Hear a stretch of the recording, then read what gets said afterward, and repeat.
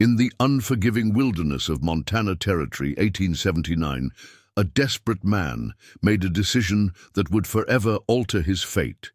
Jackson Reed, a notorious outlaw with a price on his head, found himself at the end of his rope, hungry, hunted, and out of options. In a moment of desperation, he proposed marriage to Elena Blackwood, the 68-year-old widow who owned the largest stagecoach line in the territory. What began as a marriage of convenience to secure protection from the law soon unraveled into a mystery that neither could have anticipated. As Jackson peeled back the layers of Elena's past, he discovered that the elderly businesswoman harbored secrets far darker than his own, secrets that threatened to destroy them both. Before we jump back in, tell us where you're tuning in from, and if this story touches you, make sure you're subscribed, because tomorrow I've saved something extra special for you. The blazing summer sun beat down mercilessly upon Jackson Reed's shoulders as he trudged along the dusty trail leading to Silver Creek. At 32, he carried himself like a much older man, the weight of his misdeeds and misfortunes etched into the premature lines of his weathered face. His once fine boots were worn through at the soles, and his threadbare coat, stolen from a clothesline 3 towns back, offered little protection against the elements. Jackson pulled his hat lower over his eyes, a habit born of necessity rather than comfort. The wanted posters bearing his likeness had been circulating through the Montana Territory for months now, and the $5,000 bounty on his head had transformed every stranger into a potential threat. The memory of his last encounter with bounty hunters in Copper Ridge still haunted him. He had barely escaped with his life, taking a bullet in his left shoulder that still aches when the weather turned cold.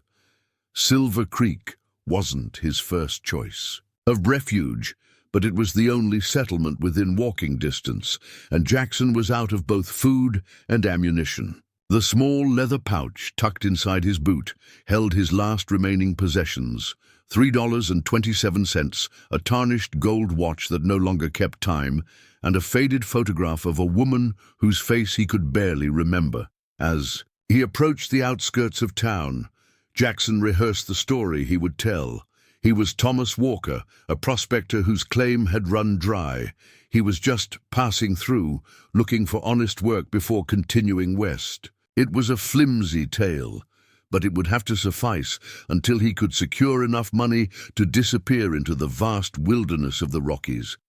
The main street of Silver Creek stretched before him, remarkably prosperous compared to other frontier towns he had encountered.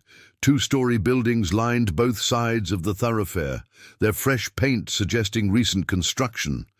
Well-dressed men and women moved with purpose, and the constant rumble of wagons and carriages spoke of thriving commerce. This was a town on the rise, the kind that attracts ambitious settlers and, unfortunately for Jackson, lawmen with something to prove. His stomach growled painfully as he passed the town's hotel restaurant, the aroma of roasting meat and freshly baked bread nearly unbearable after 3 days of nothing but stream water and a handful of wild berries. Jackson considered his options, calculating how far his meager funds would stretch. A proper meal would cost at least 50 cents, leaving precious little for lodging or supplies. Perhaps he could find work at the livery stable or offer to chop wood behind the butcher's shop, anything to earn enough for a meal and a safe place to sleep. As he contemplated his next move, a commotion further down the street caught his attention. A stagecoach had pulled up outside a handsome brick building bearing a sign that read Blackwood Stagecoach Company. The driver was engaged in a heated argument with an elderly woman who, despite her advanced years and diminutive stature, was clearly holding her own. "Mrs. Blackwood, be reasonable," the driver pleaded, gesturing wildly. "The men have families to feed. They can't work these hours for such wages." The woman, Mrs. Blackwood, straightened her spine and fixed the driver with a steely gaze. "Mr. Patterson, when I hired you, the terms were quite clear. My coaches run on schedule, not when it's convenient for my employees." If you or any of the others find these conditions unsatisfactory, I'll gladly accept your resignation. There are plenty of men in this territory who would leap at the opportunity to work for Blackwood." The driver removed his hat and twisted it nervously in his hands. "But, ma'am, the route to Fort Benton is crawling with road agents. Just last week, the Henderson brothers lost a shipment worth—" "I'm well aware of what befell the Henderson." "Line," Mrs. Blackwood interrupted. "Their carelessness is not my concern. My coaches travel armed and on schedule. That is non-negotiable." Jackson watched the exchange with growing interest. The elderly proprietress couldn't have been younger than her late 60s, yet she commanded respect from men half her age. Her clothing, a severe black dress with minimal adornment, suggested prosperity without ostentation. Her silver hair was pulled back in a tight bun, emphasizing the sharp angles of her face. There was something regal in her bearing, a hardness that spoke of difficult choices and little patience for weakness. As the driver retreated, muttering under his breath, Jackson saw an opportunity. He approached the brick building, waiting until Mrs. Blackwood had disappeared inside before following. The interior was cool and dimly lit, a welcome respite from the relentless heat outside. A young clerk looked up from his ledger, regarding Jackson with undisguised suspicion. "Can I help you, sir?" he asked, his tone suggesting he would prefer not to. Jackson removed his hat, attempting to appear respectable despite his ragged appearance. "I'm looking for work. I heard Mrs. Blackwood might be hiring." The clerk's eyebrows rose slightly. "What sort of work were you hoping to find?" "Anything available," Jackson replied truthfully. "I'm handy with horses, decent with a gun, and not afraid of hard labor." Before the clerk could respond, a door at the back of the room opened and Mrs. Blackwood emerged. Up close, she was even more imposing. Though she couldn't have stood more than 5 feet tall, her presence filled the room. Her eyes, a penetrating blue that seemed to catch every detail, assessed Jackson in an instant. "Mrs. Blackwood," the clerk began, "this gentleman is inquiring about employment." The older woman approached, her gait steady despite her age. "What's your name?" she demanded without preamble. For a moment Jackson considered giving his alias, but something in the woman's direct gaze compelled honesty. "Jackson Reed, ma'am." If she recognized his name from the wanted posters, she gave no indication. "What skills do you possess that would be of value to my company, Mr. Reed?" Jackson swallowed hard. "I've worked as a cavalry scout, ma'am. I know the territory well. I can handle firearms, mend harnesses, and I'm good with difficult horses." Egoon studied him for a long moment. "You look half-starved and wholly desperate, Mr. Reed. Neither quality inspires confidence." Jackson met her gaze steadily. "Hunger can be remedied with a meal, ma'am. As for desperation, it tends to make a man work harder." Something that might have been amusement flickered across her face. "Indeed," she turned to the clerk. "William, give Mr. Reed the paperwork for the Fort Benton route. We need another guard after Johnson's unfortunate incident." The clerk looked alarmed. "But Mrs. Blackwood, we know nothing about this man's background or character." "I'm quite capable of judging a man's character, William." Her tone brooked no argument. "See to it that Mr. Reed is provided with a meal and proper attire before tomorrow's departure." With that, she turned to leave, but paused at the door to her office. "Mr. Reed, I expect all my employees to earn their keep. The Fort Benton route departs at dawn. Do not be late." Before Jackson could express his gratitude, she had disappeared into her office, the door closing firmly behind her. The clerk, William, regarded Jackson with open distrust. "It seems you've made an impression," he said coldly, "though I can't imagine why." Jackson chose not to respond to the implied insult. "When can I start?" William slid a form across the counter. "Fill this out. I'll arrange for a meal at the hotel and have appropriate clothing delivered to your room. Mrs. Blackwood is inexplicably generous, but make no mistake, if you steal so much as a penny from this company, I'll personally see you hanged. Jackson nodded, taking the offered form and pencil. As he laboriously filled in the document, careful to fabricate details about his background, he marveled at his sudden change in fortune. A job, a meal, and lodging all in one stroke of luck. Perhaps Silver Creek would prove to be the sanctuary he desperately needed. The following morning found Jackson aboard the northbound stagecoach, a loaded shotgun across his lap, and a new set of clothes on his back. The uniform, a dark blue jacket, with brass buttons bearing the Blackwood emblem, fit surprisingly well.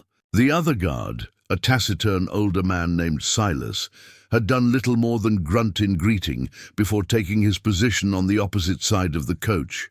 Their cargo was valuable, a strongbox containing the payroll for the mining operation. Near Fort Benton, several mail bags and 2 passengers, a cattle buyer from Chicago and a young woman traveling to visit her brother at the fort. Jackson maintained a vigilant watch as the coach lurched along the rutted trail, his eyes constantly scanning the surrounding landscape for any sign of trouble. Trouble, when it came, was swift and violent. 3 hours into their journey, as they navigated a narrow pass between towering rock formations, a fallen tree blocked their path. The driver cursed and pulled the team to a halt, signaling for Jackson and Silas to investigate. Jackson felt the familiar prickle of danger at the back of his neck. "It's an ambush," he muttered to Silas as they climbed down from their perches.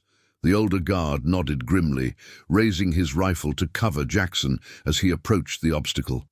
The sound of shifting rocks was their only warning before gunfire erupted from the slopes above.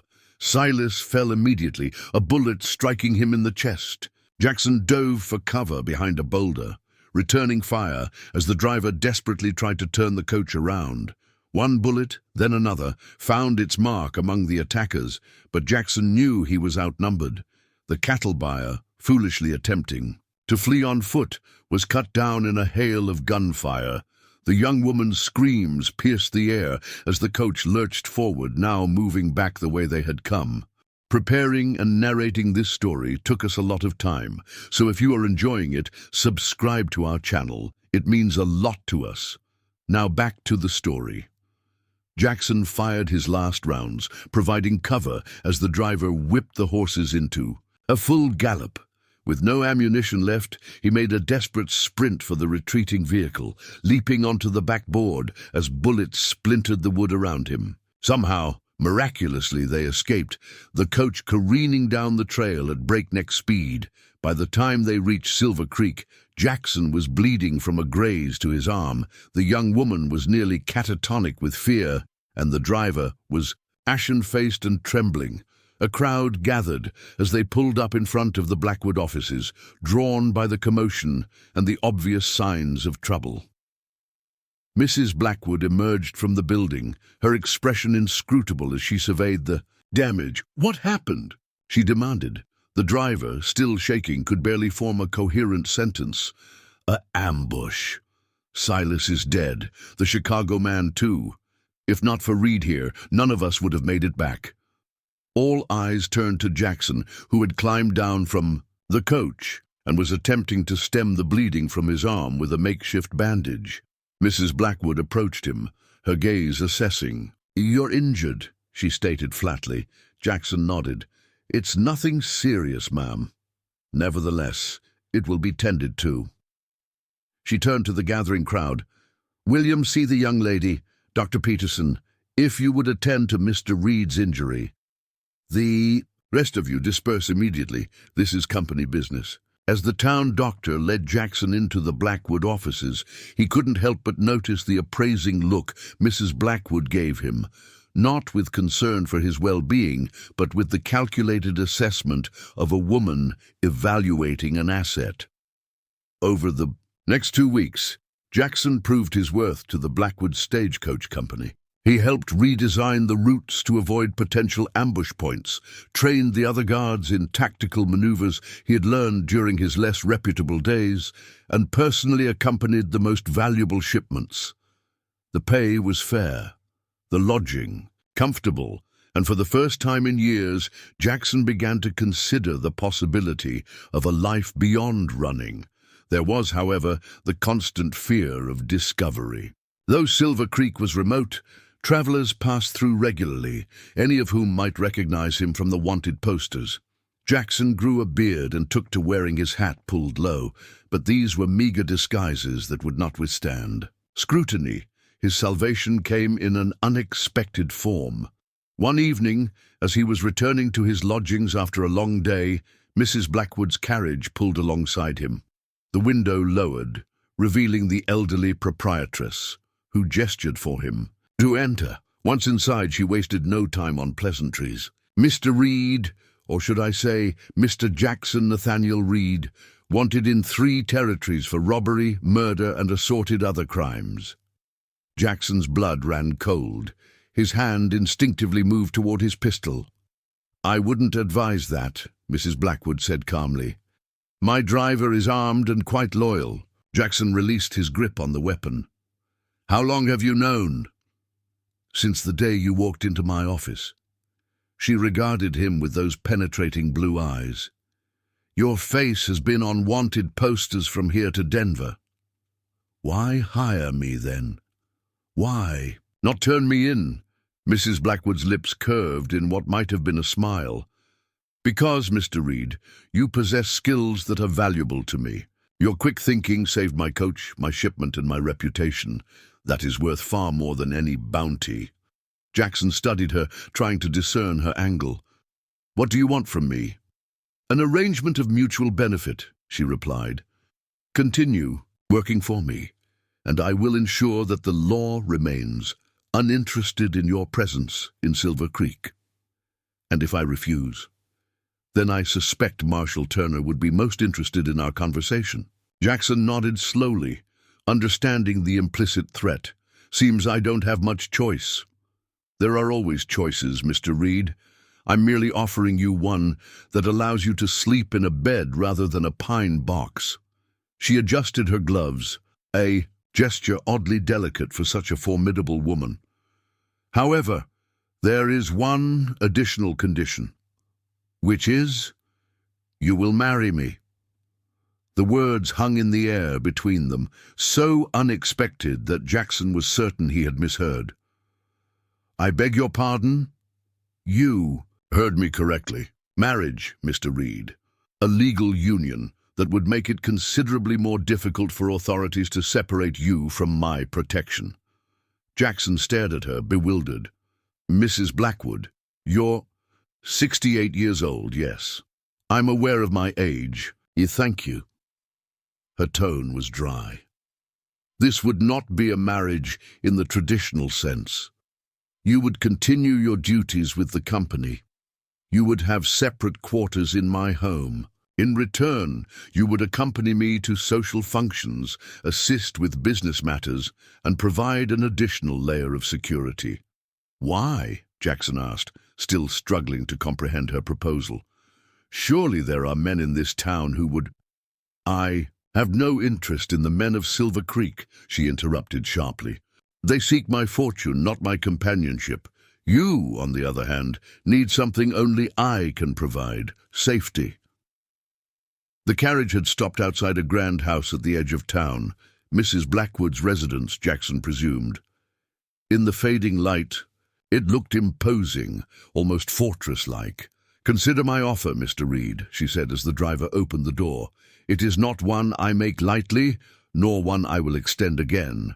You have until tomorrow evening to decide." With that, she descended from the carriage, leaving Jackson alone with his thoughts. As the vehicle pulled away, carrying him back toward town, he weighed his options. Marriage to a woman more than twice his age, a woman as hard and unyielding as the Montana landscape itself. It seemed absurd. And yet, the alternative was a return to the life he had been living, hunted, hungry, and ultimately doomed. By the time Jackson reached his lodgings, his decision was made.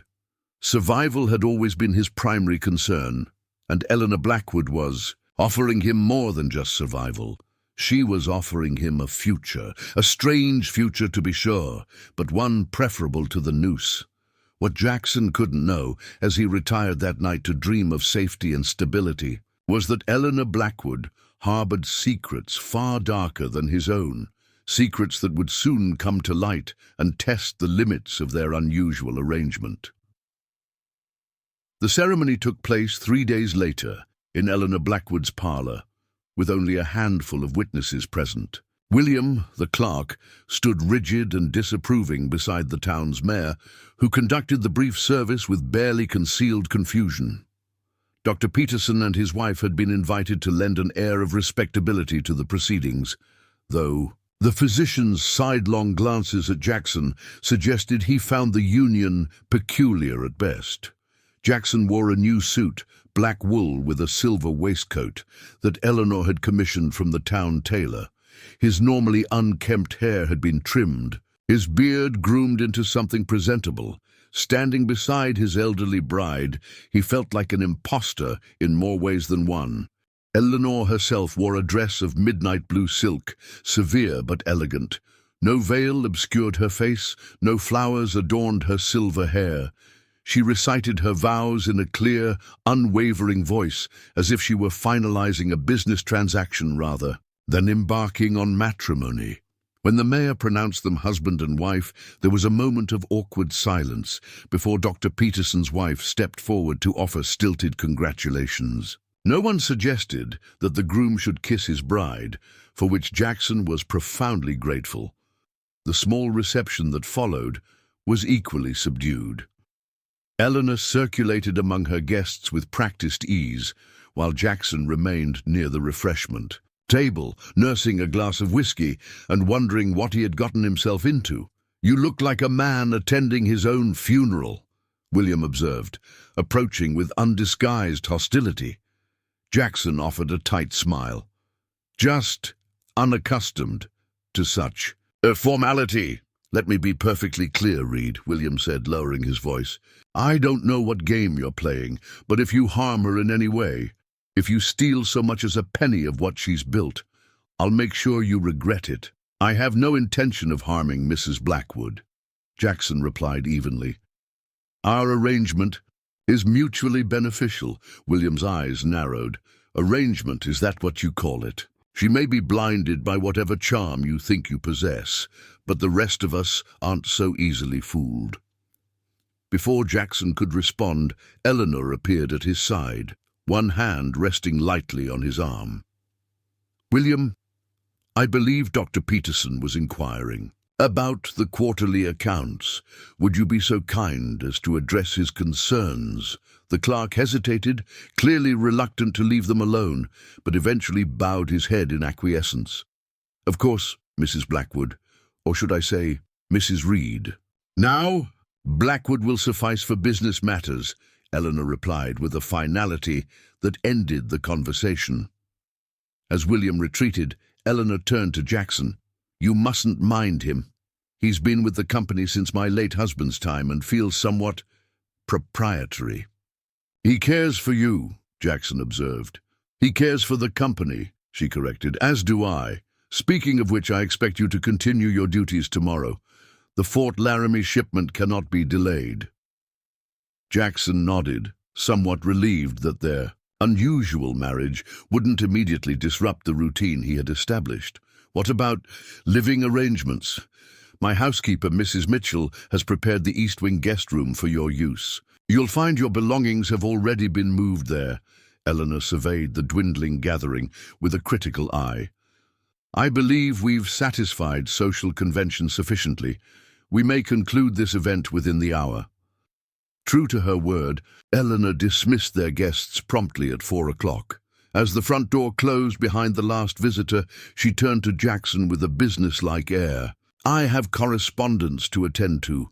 Mrs. Mitchell will show you to your quarters and acquaint you with the household schedule. Dinner is served at 6. I prefer punctuality."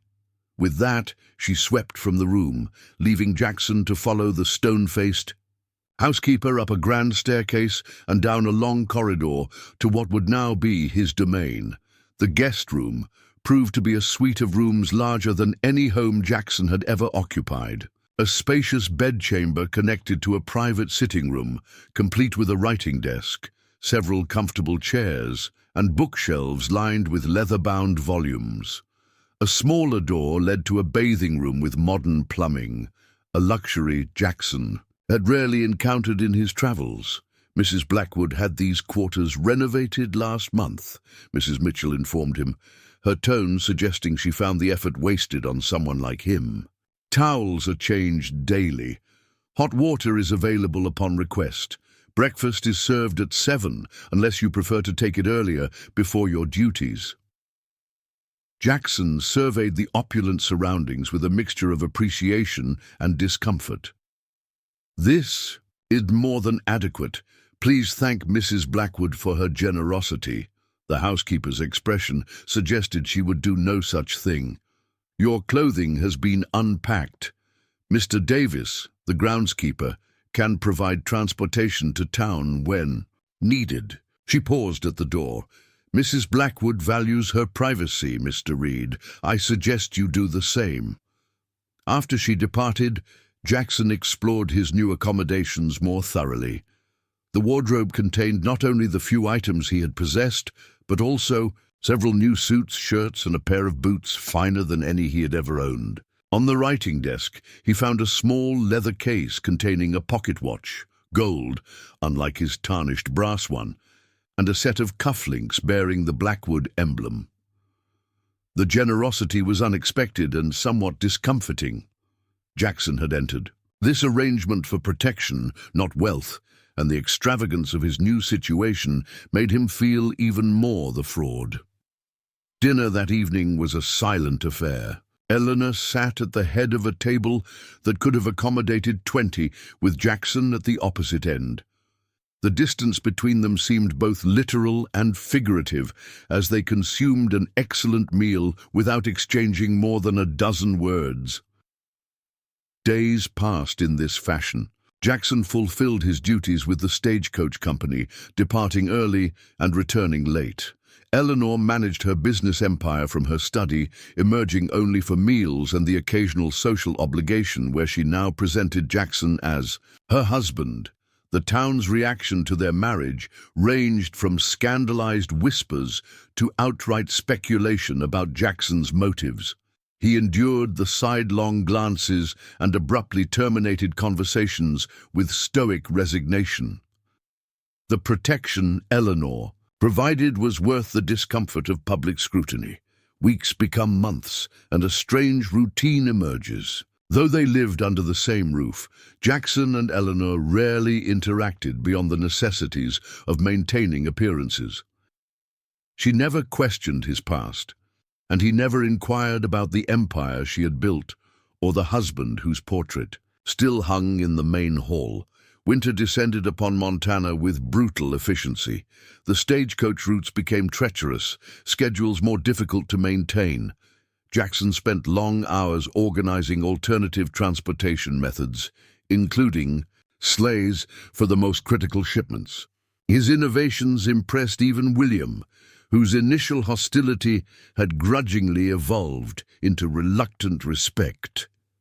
It was during one particularly fierce blizzard, with both of them confined to the house by impassable roads, that Jackson first glimpsed. Beneath Eleanor's carefully constructed facade, he had retreated to the library after dinner, seeking distraction in the extensive collection of books. To his surprise, Eleanor was already there, seated in a high-backed chair near the fire, a glass of brandy in one hand and a leather-bound journal in the other.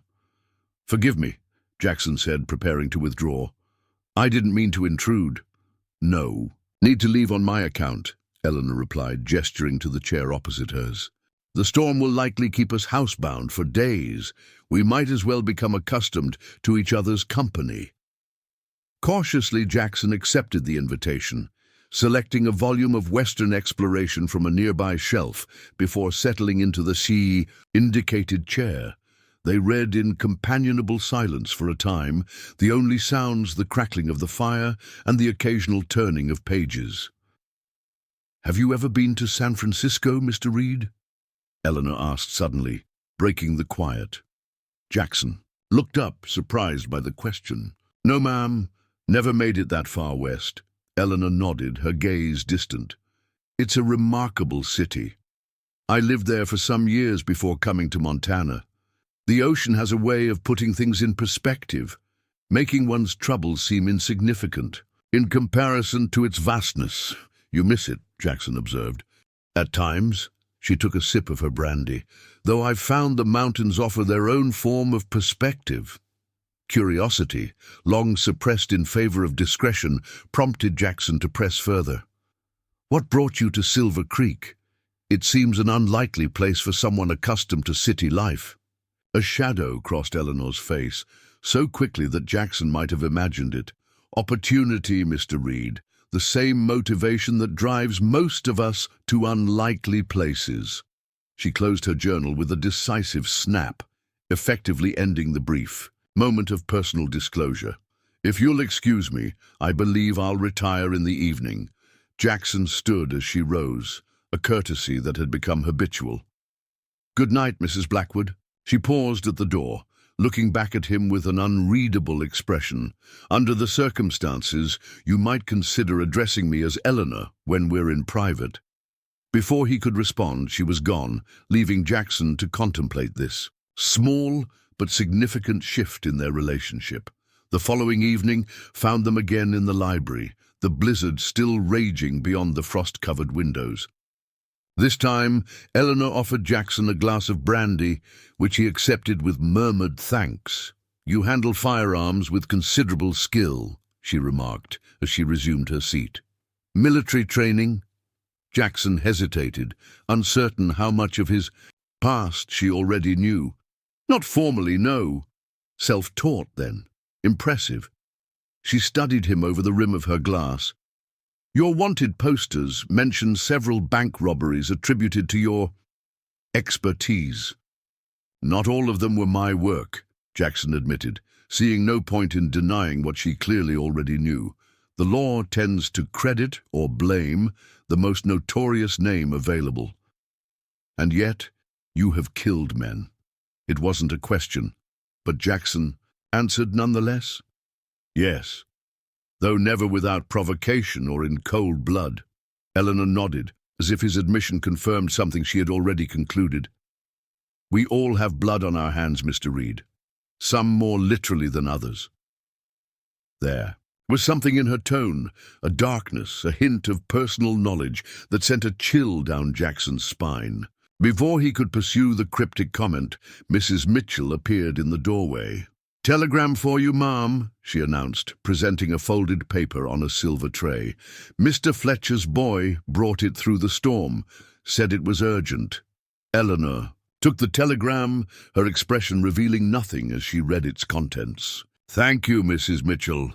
Please see that the boy is compensated for his trouble and have Mr. Davis prepare the sleigh for tomorrow morning. I'll need to go into town." The housekeeper nodded and withdrew, leaving Jackson to wonder at the sudden tension in Eleanor's posture. "Is everything all right?" he ventured after a moment.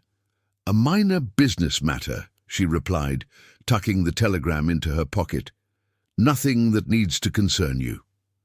But later that night, as Jackson passed her study, on the way to his rooms, he heard the unmistakable sound of glass shattering, followed by a muffled oath. He paused, hand raised to knock, then thought better of it. Whatever demons Eleanor Blackwood was battling, she clearly preferred to do so in private. The following morning, despite the continuing storm, Eleanor departed for town in the sleigh, wrapped in furs and looking grim. Jackson, concerned despite himself, watched from an upstairs window as the vehicle disappeared into the swirling white. With nothing else to occupy his time, he began to explore the house more thoroughly than he had previously dared. The building was a curious blend of frontier practicality and Eastern refinement, with rough-hewn beams supporting ceilings from which hung crystal chandeliers. Most of the rooms on the ground floor were familiar to him. The formal dining room, the parlor where they had been married, the library, Eleanor's study. The upper floor contained his suite, Eleanor's private quarters, which he had never entered, several unused guest rooms, and the servants' wing. It was the third floor that intrigued him, a space he had glimpsed only in passing but never explored. A narrow staircase led upward from the main landing, ending in a door that was, surprisingly, unlocked. Beyond lay what appeared to be a storage area, filled with trunks, pieces of furniture draped in cloth, and stacks of crates labeled with dates. Going back more than 2 decades, Jackson moved cautiously through the space, uncertain what he was looking for, but driven by a curiosity he couldn't quite explain. At the far end of the attic, beneath a small, dust-covered window, stood a cabinet unlike the other pieces. Made of polished cherry wood with brass fittings, it seemed too fine to be relegated to storage. Jackson tried the doors, finding them locked. A thorough examination revealed a small keyhole hidden behind one of the brass rosettes decorating the frame. Without the key, there was little he could do short of breaking into the cabinet, an action that would undoubtedly violate whatever trust might be developing between him and Eleanor. Reluctantly, he continued his exploration, eventually discovering a trunk bearing the initials EM rather than the EB that marked most of Eleanor's possessions. This, too, was locked, but the mechanism was simple enough for someone with Jackson's particular skills to manipulate. Within moments, he had the trunk open, revealing neatly folded clothing of a style at least 20 years out of date. Beneath the garments lay several leather-bound journals similar to the one Eleanor had been reading in the library. Guilt warred with curiosity as Jackson lifted the topmost journal. This was an invasion of privacy far beyond his casual exploration, yet something, perhaps the mystery surrounding his unlikely wife, compelled him to continue. The journal was dated 1859, some 20 years earlier. The handwriting was undeniably Eleanor's, though perhaps a bit less rigid than her current penmanship. Jackson opened to a random page and began to read. April 15th, 1859. Another successful journey. The Donovan party never suspected a thing until it was far too late. Maxwell performed admirably, though I'm beginning to question his stability. The man takes too much pleasure in the violence. Business is business, but there's no need for cruelty. The takings were substantial, nearly $8,000 in cash and valuables. Harrison will be pleased. Jackson frowned, reading the passage again. Words suggested something far more sinister than Stagecoach management. He flipped forward several pages. June 3rd, 1859. Disaster. The Wallace expedition was better armed than our intelligence suggested. Maxwell is dead, along with 3 others. Harrison blames me for the failure, as if I could have anticipated the military escort hidden among the passengers. We've suspended operations temporarily, but finances are strained. Harrison insists we must resume within the month, with or without adequate reconnaissance. His greed will be our undoing if I don't find a way to rein him in. With growing unease, Jackson continued through the journal, piecing together a narrative that painted Eleanor, or EM, as she sometimes referred to herself, in a very different light than the respectable businesswoman she now appeared to be. The journals told the story of a highly organized criminal operation targeting wealthy travelers along the California Trail. Eleanor had not been merely a participant, but a key strategist, planning ambush points, selecting victims based on intelligence gathered in San Francisco, and managing the distribution of ill-gotten gains. More disturbing were the casual references to eliminations, a clinical term that could only mean murder, of witnesses or accomplices who posed a threat to the operation. The Eleanor who wrote these entries was calculating, ruthless, and utterly without remorse. Jackson was so engrossed in his reading that he failed to hear the approach of footsteps until it was too late. The attic door swung open, and Mrs. Mitchell stood framed in the doorway, her expression shifting from surprise to fury as she took in the open trunk and the journal in Jackson's hands. "What do you think you're doing?" she demanded, advancing into the room with unexpected speed for a woman of her years. Jackson rose quickly, caught between the instinct to conceal his discovery and the knowledge that it was too late for subterfuge. "I was exploring the house." "Exploring? You're rummaging through private possessions like a common thief." Mrs. Mitchell's eyes darted to the journal he still held. "Put that back immediately and come away from there." Slowly, deliberately, Jackson closed the journal but did not return it to the trunk. "These belong to Eleanor." "That is none of your concern." Mrs. Mitchell held out her hand imperiously. "Give it to me, and we'll say no more about this intrusion." "I think it is my concern," Jackson replied, tucking the journal into his coat, "especially if I'm harboring a fugitive from justice." Mrs. Mitchell's face paled, then flushed with anger.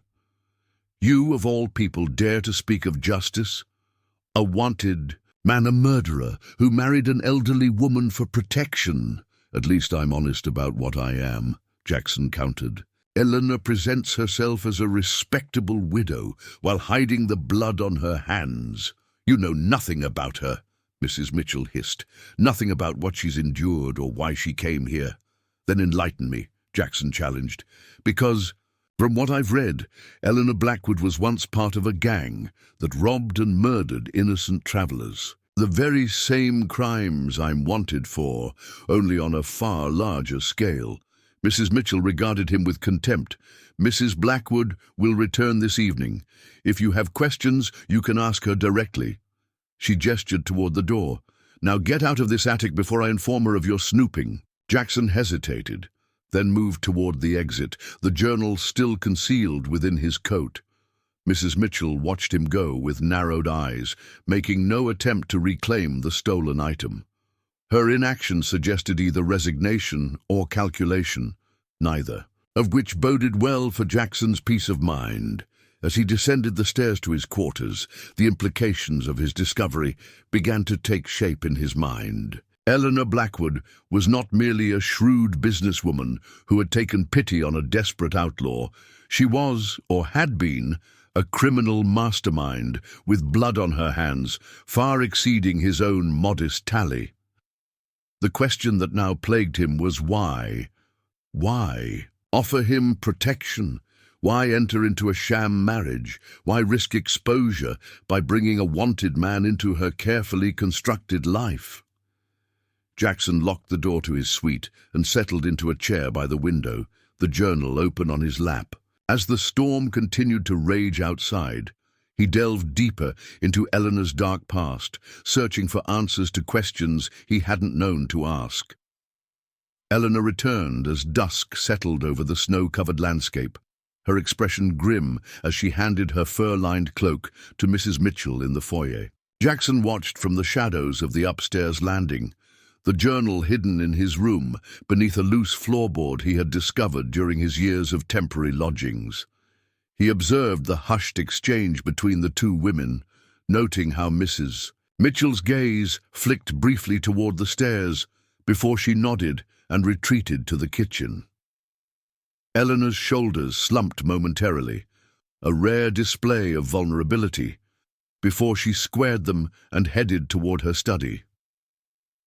Jackson waited an hour before descending.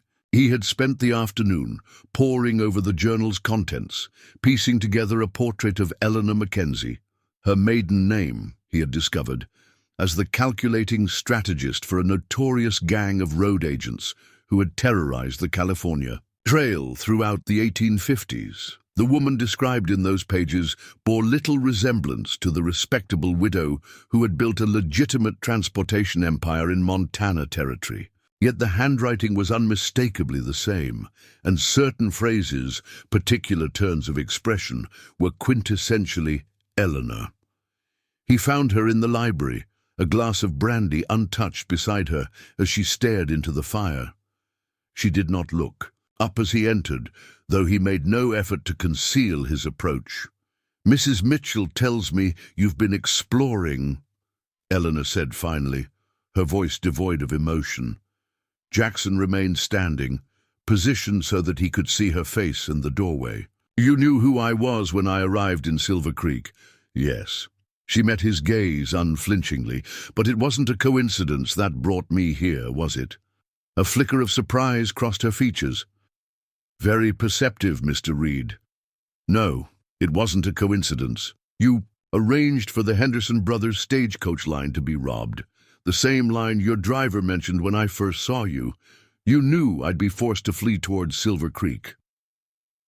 Jackson's tone hardened as the pieces fell into place. "You needed someone with my particular background, someone desperate enough to accept an unusual proposition without asking too many questions." Eleanor's lips curved in a cold smile. "I considered several candidates.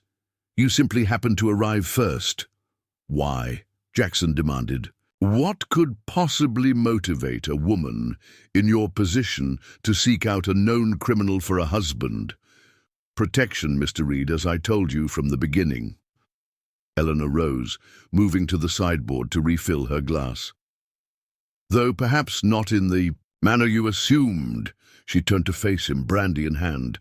"The telegram I received yesterday was from an old associate, Harrison Caldwell. He's recently been released from prison and has discovered my whereabouts."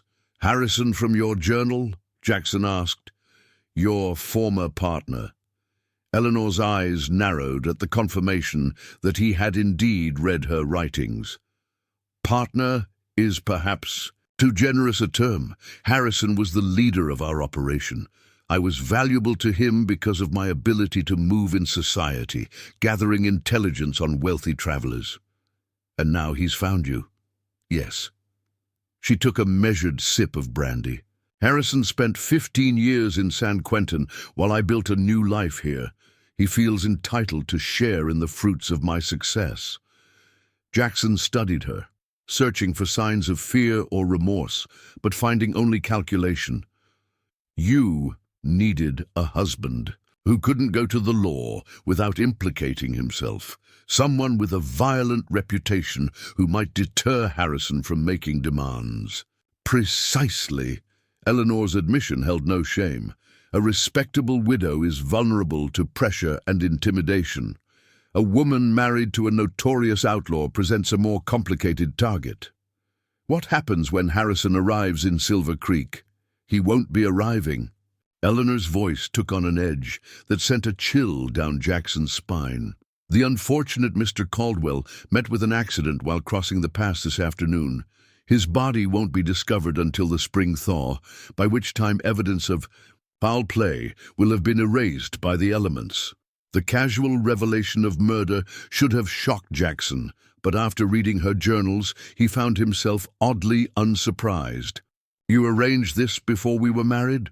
Why continue with the charade?" "Because Harrison wasn't working alone." Eleanor moved closer, her gaze assessing. "He had partners, former members of our organization, who will wonder what became of him. Your presence continues to serve a purpose, and if I choose to end our arrangement, now that I know the truth—" Eleanor's expression didn't change, but Jackson sensed a subtle shift in her posture. "That would be unwise for both of us, Mr. Reed. Your knowledge of my past makes you a liability I cannot afford, and your status as a wanted man remains unchanged." The implicit threat hung between them as clearly as if she had drawn a weapon. Jackson considered his options. He could flee, abandon the security Eleanor had provided, and return to a life on the run. Or he could remain, complicit now in her deception, but sheltered from the law. "I'm not a murderer for hire," he said finally. "I'm not asking you to murder anyone," Eleanor replied smoothly, "merely to maintain our current arrangement and present a united front should any Inquiries arise regarding Harrison's disappearance. A knock at the door interrupted their standoff. Mrs. Mitchell entered with a silver tray bearing 2 letters. "The Evening Post, ma'am, and Mr. Fletcher's boy returned with a response to your earlier message." Elena accepted the letters, her expression revealing nothing as she scanned the first. "Thank you, Mrs. Mitchell. That will be all for tonight." The housekeeper withdrew, casting a suspicious glance at Jackson before closing the door. "Well?" Jackson prompted when Elena remained silent. She handed him the letter without comment. The message was brief. "Package delivered as requested. Regrettable incident at crossing point. No witnesses. Payment received. Your assassin reports. Success," Jackson observed, returning the letter. "Mr. Davis is a man of many talents," Elena replied, consigning the paper to the fire. "He served with distinction during the war. Your groundskeeper is a hired killer. My groundskeeper is loyal." Elena regarded him steadily. "As I hope you will continue to be." Jackson felt a humorless laugh escape him. "Our marriage is based on blackmail and murder, hardly a foundation for loyalty." "Our marriage is a business arrangement beneficial to both parties," she corrected. "Nothing has changed except your understanding of the terms."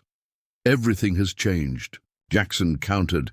"I thought I was hiding from the law under the protection of a respectable businesswoman. Instead, I'm living with a criminal mastermind with a higher body count than mine." Something like amusement flickered in Eleanor's eyes. "Is that disapproval I hear, Mr. Reed? How unexpected, a man wanted in 3 territories. There's a difference between shooting someone who's trying to kill you and orchestrating cold-blooded murder." "Is there?" Eleanor challenged. "The man is equally dead either way. The only distinction is in the efficiency of the method." She set down her glass with a decisive click. "You have a choice to make, Mr. Reed. Continue as my husband with all the protections and comforts that entails, or leave tonight with whatever you can carry." Jackson held her gaze, searching for some hint of the woman behind the calculating facade. "And if I stay?" "Then we proceed as before. You manage security for the company.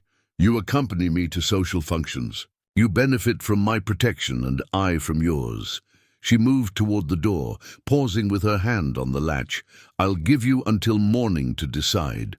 After she departed, Jackson remained in the library, contemplating the fire as it consumed. The last of the incriminating letter. The woman he had married was not merely running from the law. She was a calculating predator who had selected him precisely because of his vulnerability. Yet he could not deny a grudging admiration for her strategic mind. Eleanor had built an empire from nothing, transforming herself from a wanted criminal into a respected businesswoman through sheer force of will. In another life, under different circumstances, they might have made formidable partners. As the clock on the mantel struck midnight, Jackson made his decision. He would stay, not out of fear or self-preservation, but curiosity. Eleanor Blackwood was a puzzle he had only begun to solve, and despite the danger she represented, he found himself compelled to uncover the remaining pieces. What Jackson could not anticipate was how their mutual knowledge of each other's darkest secrets would transform their arrangement from one of convenience to something far more complex, a partnership forged in shared culpability and unexpected respect that would soon be tested by forces neither could control. Spring arrived in Montana with deceptive gentleness, melting the snowdrifts and coaxing new life from the soil. 3 months had passed since Jackson's discovery of Eleanor's true identity. 3 months of cautious coexistence as they adjusted to their new understanding of each other. On the surface, little had changed. Eleanor continued to manage her business interests with iron efficiency. Jackson oversaw security for the Stagecoach lines, his reputation as a dangerous man serving as an effective deterrent to would-be thieves. To the townspeople of Silver Creek, they presented the same unusual but apparently stable union. Yet beneath this facade, a significant shift had occurred. Gone was the distant formality that had characterized their early interactions, replaced by a wary respect born of shared secrets. They spoke more openly now, particularly in the evenings when they often retired to the library after dinner to discuss business matters, or occasionally their respective pasts. "Tell me about your first robbery," Elena had asked one night. In late February, as a blizzard howled around the house, Jackson had smiled faintly, swirling the amber liquid in his glass. "Hardly worth telling. A small bank in Nebraska. I was barely 20, riding with a crew led by Thomas Barrett." "Barrett," Elena had echoed, recognition in her voice. "He was hanged in Denver, 75 or thereabouts." 76, Jackson had corrected.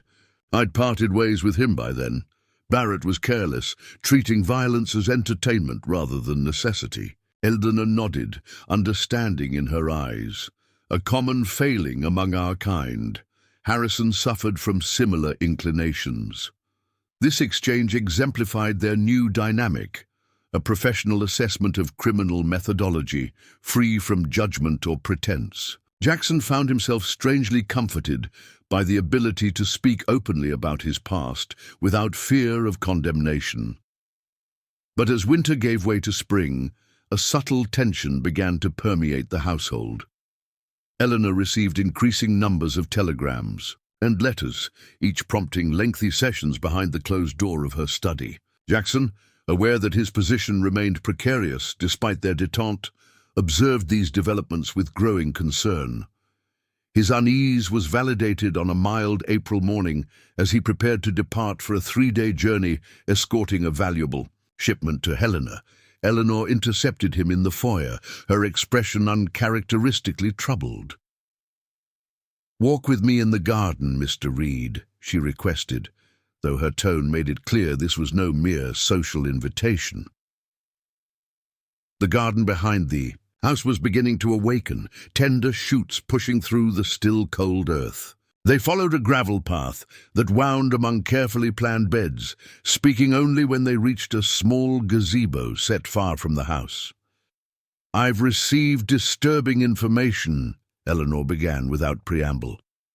"Two men have been asking questions about Harrison in Virginia City. They identified themselves as business associates, but made inquiries that suggest more specific knowledge of our former enterprise."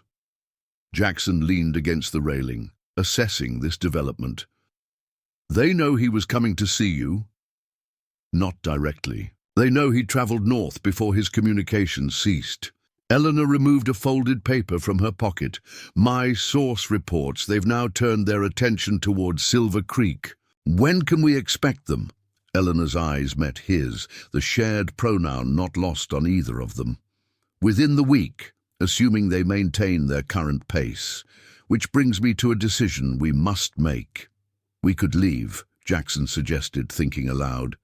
"You have resources, connections. We could disappear before they arrive, and abandon everything I've built." Eleanor shook her head. "I've spent 20 years creating this life, Mr. Reed. I won't relinquish it without a fight." "Then we fight," Jackson said simply.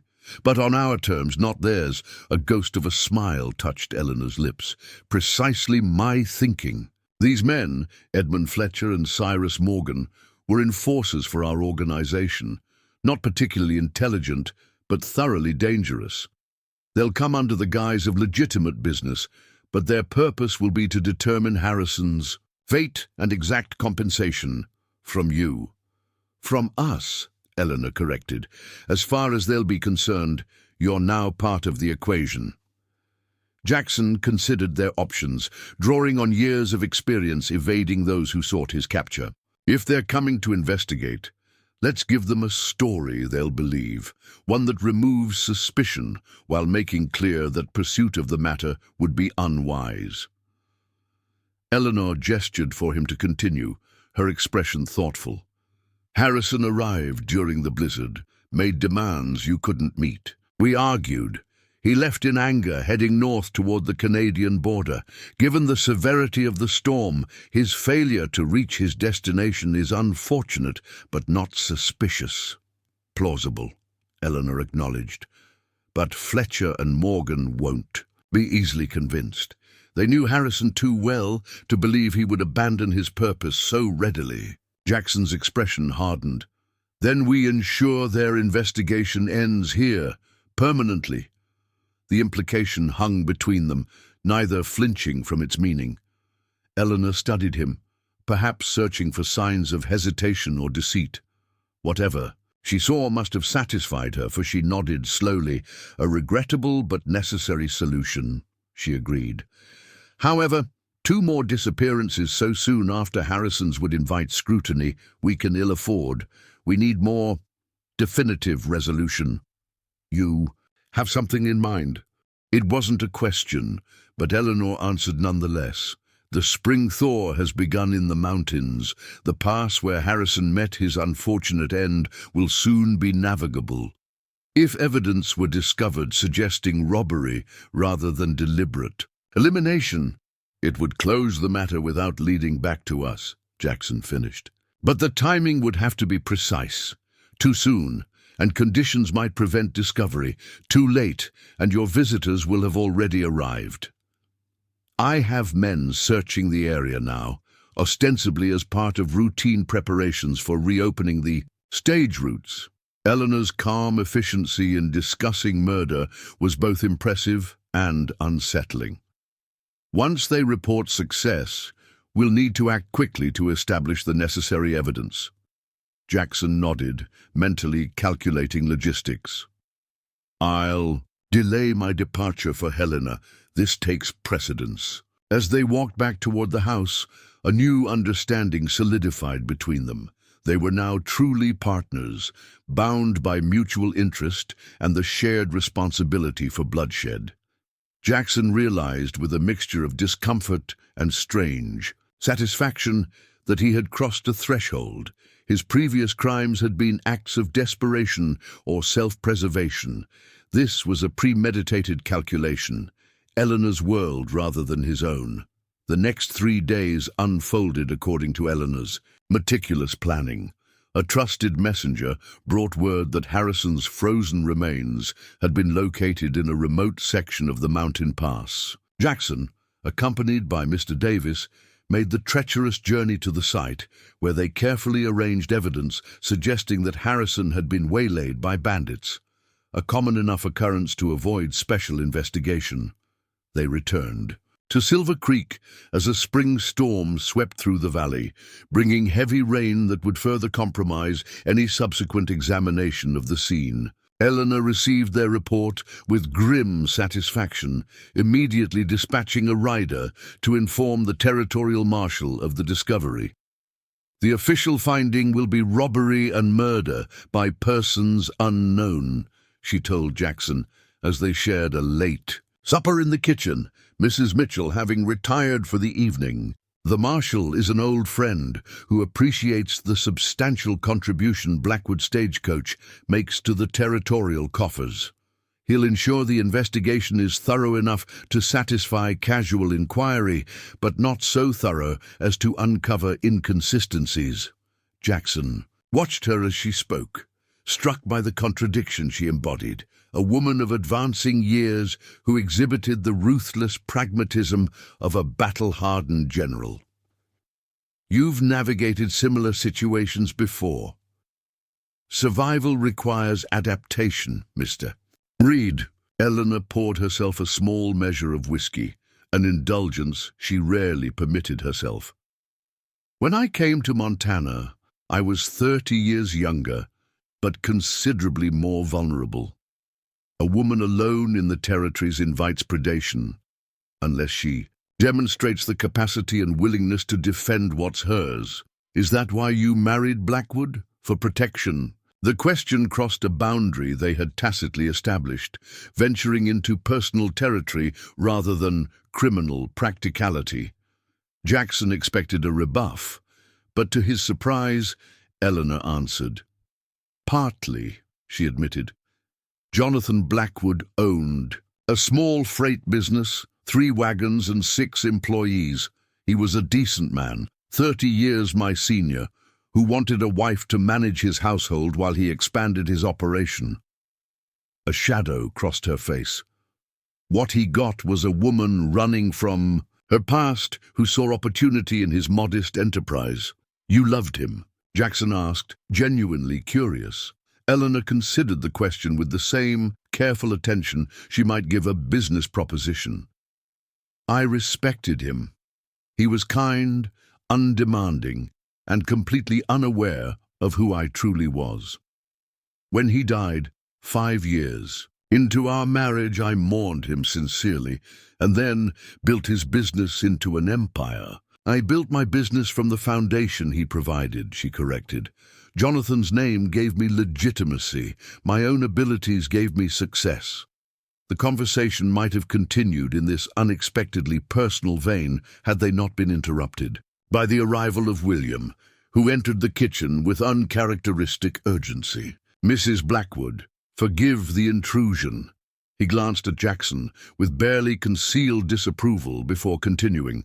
2 gentlemen have taken rooms at the hotel. They've requested a meeting with you tomorrow morning regarding a mutual acquaintance. Eleanor's expression remained impassive, but Jackson noted the slight tensing of her shoulders. Did they provide names? Mr. Fletcher and Mr. Morgan, ma'am. They claim to represent investors interested in transportation opportunities. I see. Eleanor exchanged a brief look with Jackson. Please inform them I'll receive them at 10 o'clock, here, rather than at the office. William's eyebrows rose slightly at this departure from Eleanor's usual practice of conducting all business at the company headquarters. As you wish, ma'am. After he departed, Eleanor rose and moved to the window, gazing out at the rain-slicked garden. They've arrived sooner than anticipated. Good, Jackson said, joining her. Better to resolve this matter quickly. Eleanor turned to study him, her expression unreadable. These men are dangerous, Mr. Reed. They've killed many times and without hesitation. So have I, he reminded her, and with better cause than most. A faint smile touched her lips. Yes, I suppose you have. She straightened, decision made. We'll proceed as planned. You'll be present for the meeting. Introduced as my husband and business partner, let them see clearly that I am not without protection. And if they make threats, they won't, not directly. Fletcher and Morgan operate with a veneer of civility that masks their true nature. Eleanor's eyes hardened, but they will attempt to establish dominance, to leverage Harrison's disappearance into ongoing extortion, which we won't allow, Jackson stated flatly. No, we won't. Eleanor moved toward the door, then paused. One more thing, Mr. Reed. Should circumstances deteriorate tomorrow, do not hesitate. These men will show no mercy if they sense weakness. Jackson nodded, understanding her meaning perfectly. I haven't survived this long by hesitating, Eleanor. It was the first time he had used her given name without prompting. The significance wasn't lost on either of them. The following morning dawned, clear and bright, the storm having passed during the night. Jackson dressed with particular care, selecting a suit that allowed easy access to the derringer concealed in his vest pocket and the knife sheathed at his ankle. The Colt revolver he placed in the library desk drawer, accessible but not immediately visible. Eleanor, too, had chosen her appearance with strategic purpose. Her severe black dress and minimal jewelry projected authority and confidence, while the high collar and full sleeves concealed the small pistol Jackson knew she carried in a specially designed pocket. You're armed, he observed as they waited in the parlor for their visitors to arrive. Always, she replied simply, a habit acquired in circumstances where masculine protection proved unreliable. Before Jackson could respond to this intriguing hint about her past, Mrs. Mitchell announced the arrival of their guests. Fletcher and Morgan presented a study in contrast as they entered the parlor. Fletcher was tall and lean, his manner refined, his clothing expensive if somewhat flamboyant for Montana territory. Morgan was shorter, powerfully built, with the battered features of a man accustomed to physical confrontation. Both men surveyed the room with the practiced assessment of predators entering unfamiliar territory. "Mrs. Blackwood, how kind of you to receive us on such short notice," Fletcher began, his accent suggesting Eastern education.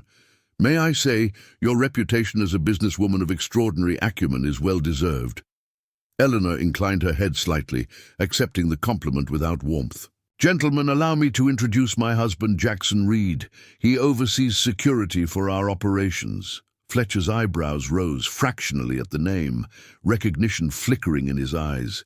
"Mr. Reed, your reputation precedes you as well, though in somewhat different circles. Mr. Fletcher." Jackson's tone was neutral, his posture relaxed but alert.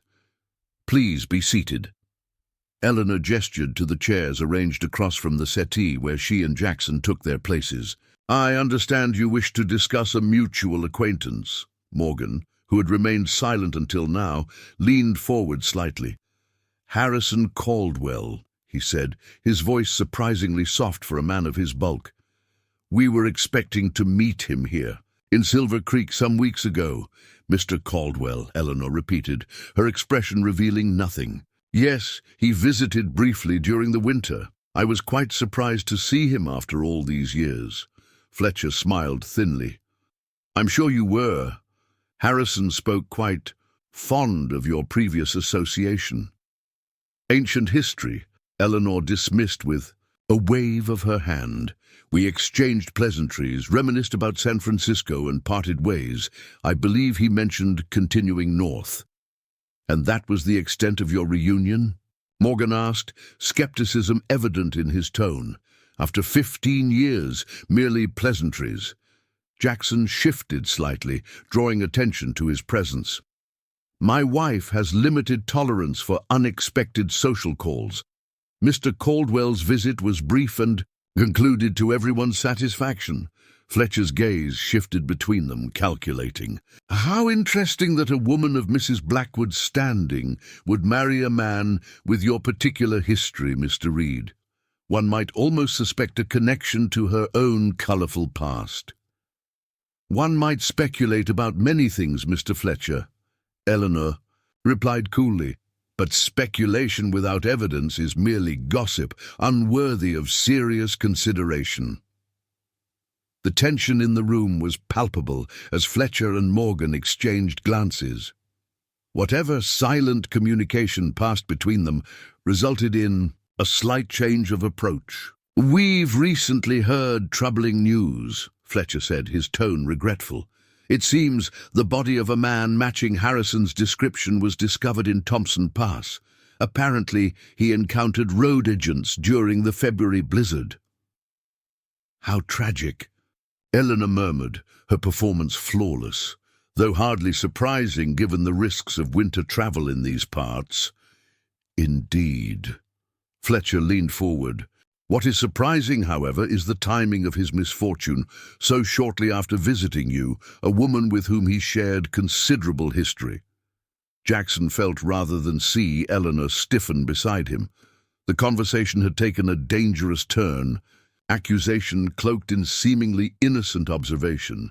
"If you have something to say, Mr. Fletcher, I suggest you speak plainly," Jackson interjected, allowing an edge of menace to color his tone. "My wife and I are busy people." Morgan's hand moved subtly toward his jacket, a movement Jackson recognized as preparation to draw a concealed weapon. In response, he shifted his own posture, ready to reach for the derringer if necessary. Eleanor's voice cut through the mounting tension. "Gentlemen, let us dispense with this charade. You came here believing Harrison's death was no accident, suspecting my involvement. You hope to leverage these suspicions into some form of compensation for your lost opportunity." Fletcher's expression hardened, the veneer of civility slipping. "Harrison was entitled to a share of what you've built, Eleanor. That entitlement now passes to his associates. Harrison was entitled to nothing, Elena countered. "He received exactly what he deserved after threatening to expose me, as will anyone who makes similar attempts." The implicit threat hung in the air, neither side attempting to disguise their true purpose any longer. Morgan's hand moved closer to his weapon, prompting Jackson to prepare for violence. "Consider carefully, Mrs. Blackwood," Fletcher warned. "We are not alone in our knowledge of your past. Should we meet with the same unfortunate fate as Harrison, others will come seeking answers." Elena smiled, a cold expression that held no humor. "Mr. Fletcher, in the 20 years since I left California, many have attempted to capitalize on my previous associations. None have succeeded. My husband and I have established a life here that we will defend by any means necessary." She rose, signaling the end of the meeting. "You have until tomorrow morning to depart Silver Creek. After that, I cannot guarantee your safety on the roads. Montana Territory can be quite dangerous for unprepared travelers." Fletcher and Morgan remained seated, the standoff stretching into uncomfortable silence. Finally, Fletcher stood, adjusting his jacket with exaggerated care. "This isn't the end of our discussion, Elena." "On the contrary, Mr. Fletcher," she replied. "It is precisely that." After their visitors had been shown out, Elena returned to the parlor where Jackson waited, tension evident in the set of his shoulders. "They won't leave," he said without preamble. "Men like that don't walk away from what they perceive as easy money." "No," Elena agreed. "They don't, which is why we must ensure they never have the opportunity to pursue their claims further." As night fell over Silver Creek, Jackson and Elena finalized their plans. The confrontation with Fletcher and Morgan had clarified what both already knew. There could be no peaceful resolution to this threat. By morning, their visitors would be silenced permanently, adding 2 more secrets to the burden they already shared. What neither could have anticipated was how this shared complicity would transform their marriage of convenience into something far more complex and binding than legal documents or public appearances could ever achieve. The Silver Creek Hotel stood 3 stories tall at the center of town, its whitewashed clapboard exterior gleaming in the moonlight. Most of the windows were dark at this late hour, save for a single lamp burning on the 2nd floor, the room occupied by Fletcher and Morgan. Jackson observed the building from the shadows of the livery stable across the street, patient as a mountain lion stalking prey. The town had quieted hours ago, the saloon closing earlier than usual due to a shortage of whiskey that Elena had quietly arranged through her influence with the local merchants. Their plan was elegantly simple. Rather than risk confrontation, in Silver Creek, where questions might arise, they would allow Fletcher and Morgan to depart in the morning, then intercept them at Cottonwood Crossing, 5 miles outside of town. The isolated location, combined with Elena's control over the Stagecoach schedules, would ensure no witnesses to what would follow. Movement at the hotel entrance drew Jackson's attention. A figure emerged. Morgan, recognizable by his stocky build, and headed toward the saloon, only to find it closed. The man stood in the street for a moment, clearly frustrated, before redirecting his steps toward the small establishment at the edge of town that offered late-night entertainment of a different sort. This unexpected deviation presented an opportunity too valuable to ignore. With Morgan and Fletcher separated, the threat they posed was halved. Jackson slipped from his hiding place and moved silently through the back alleys, paralleling Morgan's path while staying concealed in the darkness. The establishment Morgan sought was situated in a converted residence beyond the respectable businesses of Silver Creek. A red lantern hung beside the door, its glow barely penetrating the night. Morgan knocked, exchanged words with someone inside, then disappeared. Into the building, Jackson counted to 100 before approaching the house from the rear. A single window showed light. The rest of the structure lay in darkness. He found a side entrance unlocked, a careless oversight that worked to his advantage. The interior smelled of cheap perfume and tobacco. Muffled sounds from upstairs indicated that Morgan had wasted no time in securing companionship for the evening. Jackson moved through the darkened parlor toward a beaded curtain, separating it from a small kitchen area, where a heavy-set woman was counting coins by lamplight. She looked up with a start as he entered, her hand moving swiftly toward a drawer that likely contained a weapon. "We're closed to new customers tonight," she said, eyeing him suspiciously. Jackson placed a gold double eagle on the table between them. "I'm not here for your usual services, ma'am. I need information about the man who just arrived." She glanced at the coin, then back at Jackson's face, recognition dawning. "You're Blackwood's husband?" "Yes." "What kind of information?" "Which room he's in, and assurance that any sounds from that room will go unreported." The woman hesitated only briefly, before palming the coin. "Second floor, end of the hall. Millie's with him." She paused, then added, "For another eagle, I can make sure Millie takes a long bath afterward." Jackson placed a second coin beside the first. "I'm not here to harm the girl." "Didn't think you were, but men who disappear still need explaining." She pocketed both coins with practiced efficiency. "Whatever happens in my establishment stays here. Mrs. Blackwood's always been fair with me." With a nod, Jackson moved toward the stairs, treading carefully to avoid creaking floorboards. The upper hallway was dimly lit by a single oil lamp, revealing 3 closed doors. From behind the farthest one came the unmistakable sounds of Morgan's entertainment. Jackson positioned himself against the wall beside the door, drawing the derringer from his vest pocket. He would have one chance at surprise. Morgan's physical strength would make a prolonged struggle dangerous. He waited, listening as the activity inside the room reached its conclusion. Several minutes passed in relative quiet before the door opened, and a young woman emerged, her clothing disheveled, but her expression professionally neutral.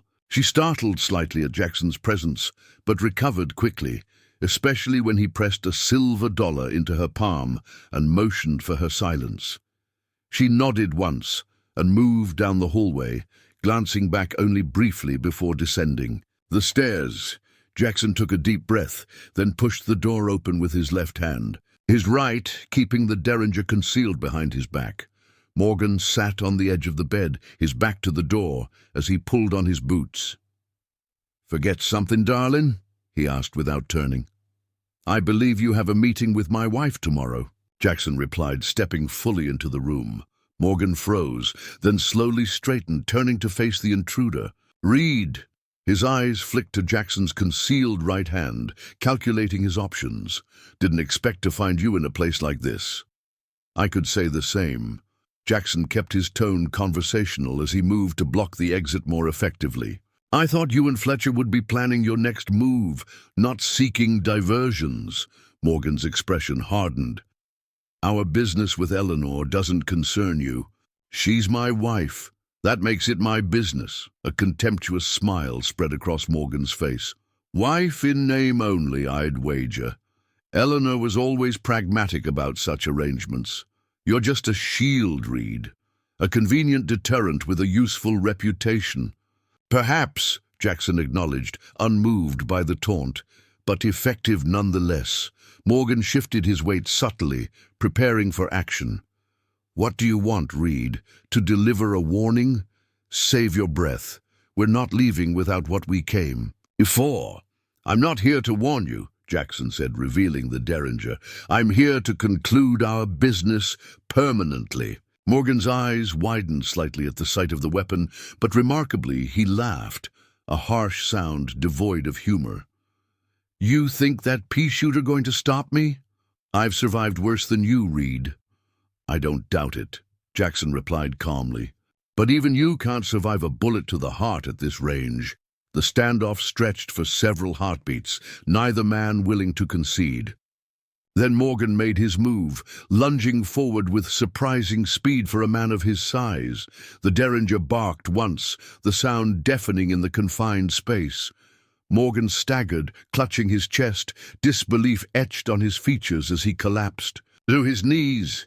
You, he gasped, blood seeping between his fingers. Fletcher will join you shortly, Jackson finished, watching dispassionately as Morgan toppled forward onto the rough floorboards. He checked for a pulse, confirming what he already knew, then quickly searched the body. A folded letter inside Morgan's coat revealed details of their assignment, confirmation that they had been sent by someone named Sullivan to investigate Harrison's disappearance and secure what was described as rightful compensation. Jackson pocketed the letter and the considerable cash Morgan had been carrying, staged the scene to suggest robbery by an anonymous assailant, then slipped out through the window and down the back staircase.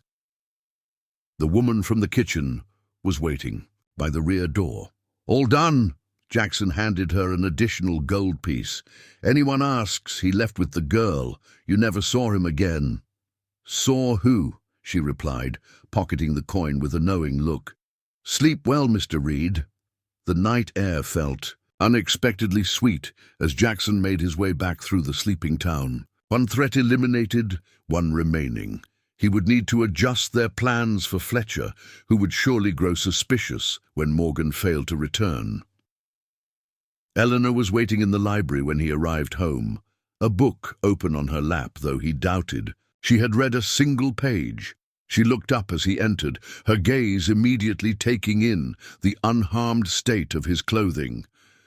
"It's done," he confirmed, pouring himself a measure of whiskey. "Clean shot, no witnesses." She closed her book, setting it aside. And Fletcher, still at the hotel. He'll notice Morgan's absence by morning.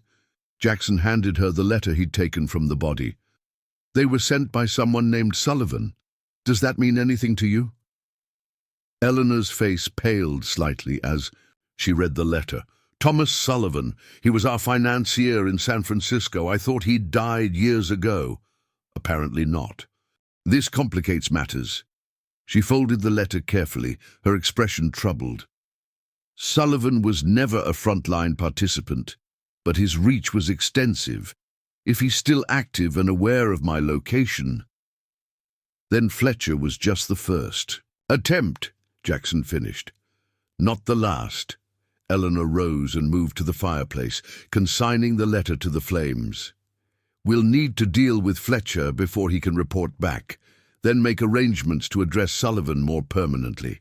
The casual way she discussed elimination of threats should have disturbed Jackson, yet he found himself nodding in agreement.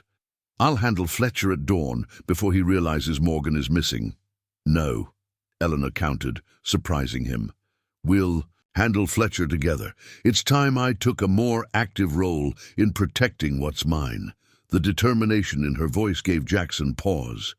"You haven't killed anyone directly in some time." A cold smile touched her lips.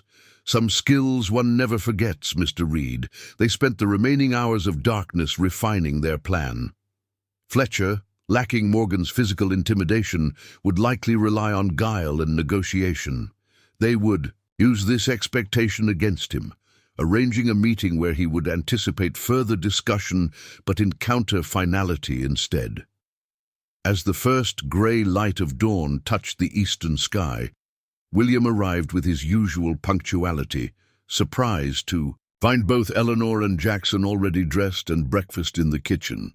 "You're up early, ma'am," he observed, casting a suspicious glance at Jackson. "Is everything all right?" "Perfectly fine, William," Eleanor assured him. "I'd like you to deliver a message to Mr. Fletcher at the hotel. Invite him to join us for breakfast to continue our discussion from yesterday. Emphasize that I've reconsidered his proposition and see merit in further negotiation." William's eyebrows rose slightly, but he nodded.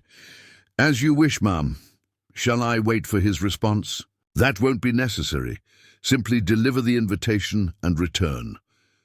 Eleanor sipped her tea with apparent calm. "Oh, and William, once you've done that, take the day off.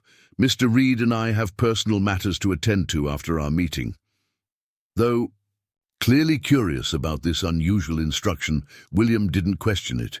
He departed on his errand, leaving Eleanor and Jackson alone in the kitchen. "He suspects something," Jackson observed. William suspects everything, Elena replied dismissively, but his loyalty is absolute. That's all that matters. 30 minutes later, Fletcher arrived, escorted by Mrs. Mitchell, who, unlike William, had not been given the day off. The housekeeper showed him into the breakfast room, where Eleanor sat alone at the table, Jackson having positioned himself in the adjacent study with the connecting door slightly ajar. "Mrs. Blackwood, good morning," Fletcher greeted, his manner pleasant though his eyes darted around the room, noting Jackson's absence. "I must say, your invitation came as a surprise after our conversation yesterday." Eleanor gestured to the chair across from her. "Please join me. Coffee?" "Thank you." Fletcher settled into the offered seat, accepting the cup Mrs. Mitchell poured before departing. "I notice your husband isn't joining us, and I haven't seen Morgan this morning. Has he perhaps reached a separate understanding with you?"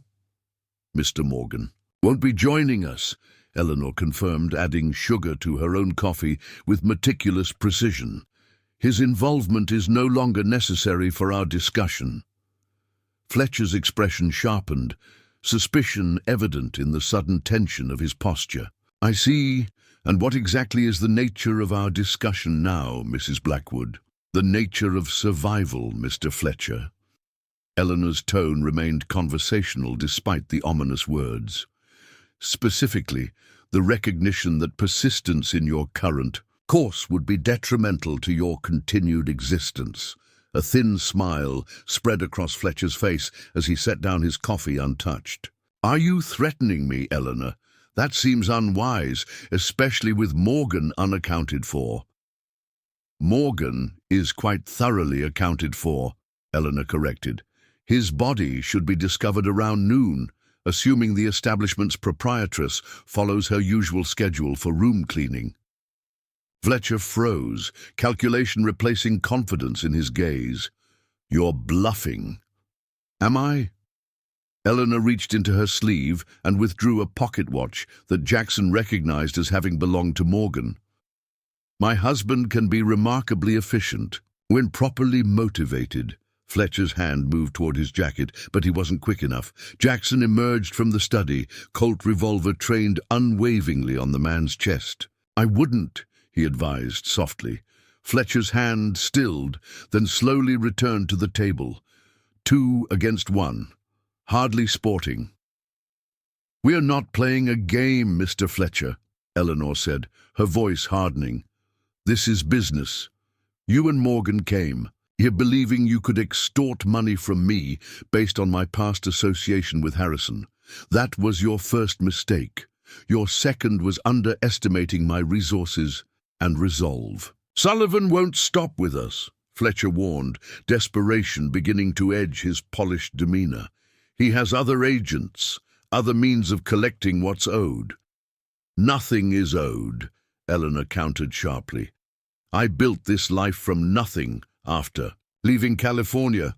Sullivan, like Harrison, seeks to profit from others' labor while contributing nothing of value." Fletcher's eyes darted between Eleanor and Jackson, searching for weakness or hesitation. Finding none, his expression shifted to one of calculation. "Perhaps we can reach an accommodation. I could convince Sullivan that pursuing you further would be unprofitable, for the right price, of course." "The price is already set," Eleanor replied, nodding almost imperceptibly to Jackson. "Your silence permanently secured." Fletcher must have read his fate in their expressions, for he lunged suddenly across the table, reaching for Eleanor with murderous intent. The revolver in Jackson's hand discharged once, the bullet catching Fletcher in the side. He staggered, but continued his attack, fingers grazing Eleanor's throat before she produced a small derringer from her sleeve and fired point-blank into his chest. Fletcher collapsed across the breakfast table, blood spreading across the white tablecloth like spilled wine. His eyes, wide with shock, remained fixed on Eleanor as life drained from them. "An unfortunate conclusion," she observed, her voice steady despite the violence, "but a necessary one." Jackson moved swiftly to check for signs of life, then helped. Elena from her chair, guiding her away from the spreading blood. "Are you hurt?" "No." She smoothed her skirts with hands that trembled only slightly. "Though I fear Mrs. Mitchell's efforts with the laundry will be extraordinary this week." The incongruous comment startled a brief laugh from Jackson. "I believe laundering blood-stained tablecloths is the least of our concerns at the moment." Elena nodded, her momentary levity fading. "Indeed, we need to dispose of the body, then make arrangements regarding Sullivan.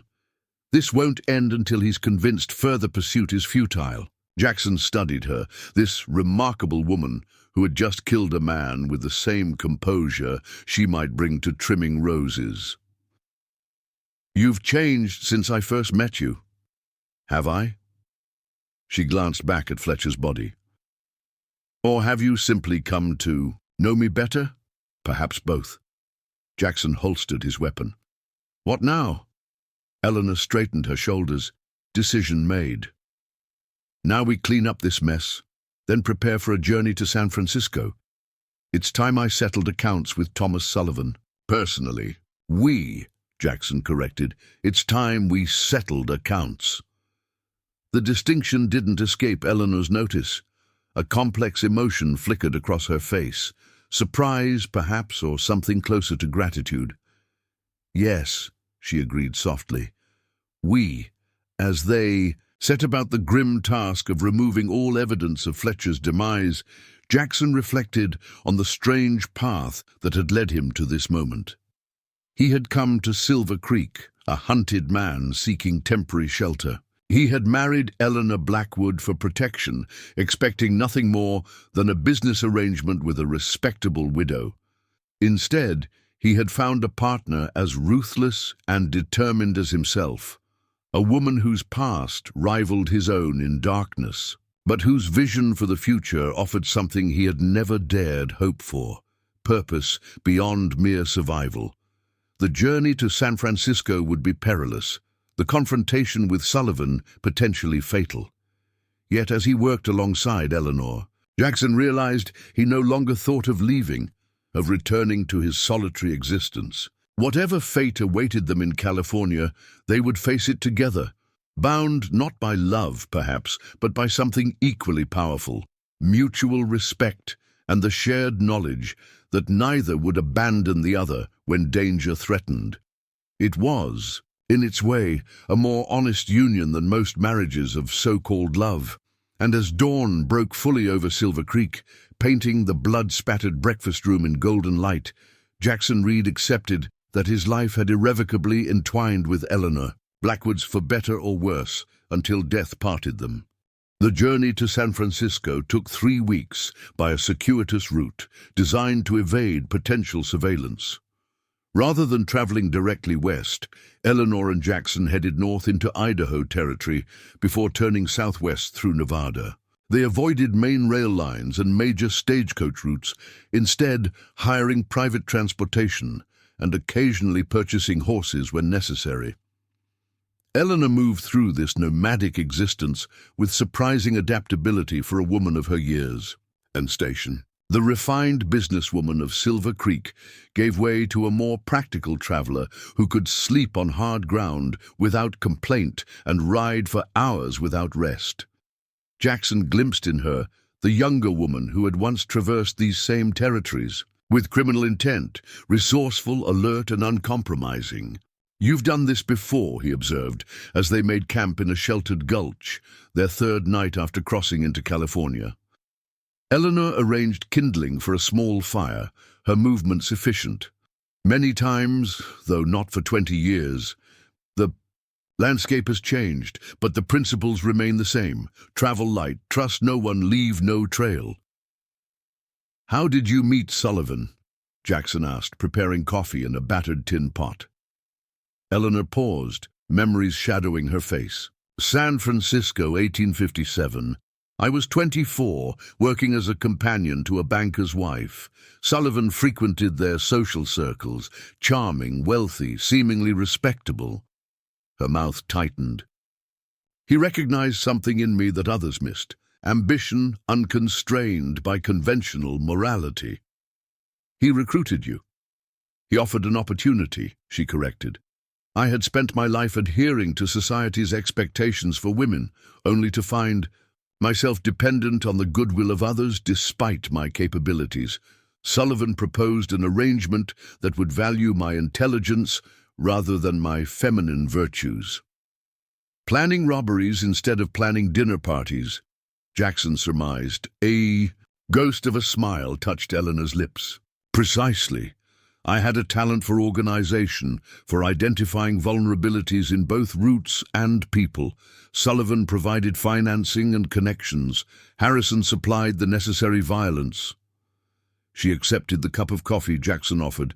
We were effective. Until you left. Eleanor's expression hardened. Until Sullivan's greed outpaced his judgment.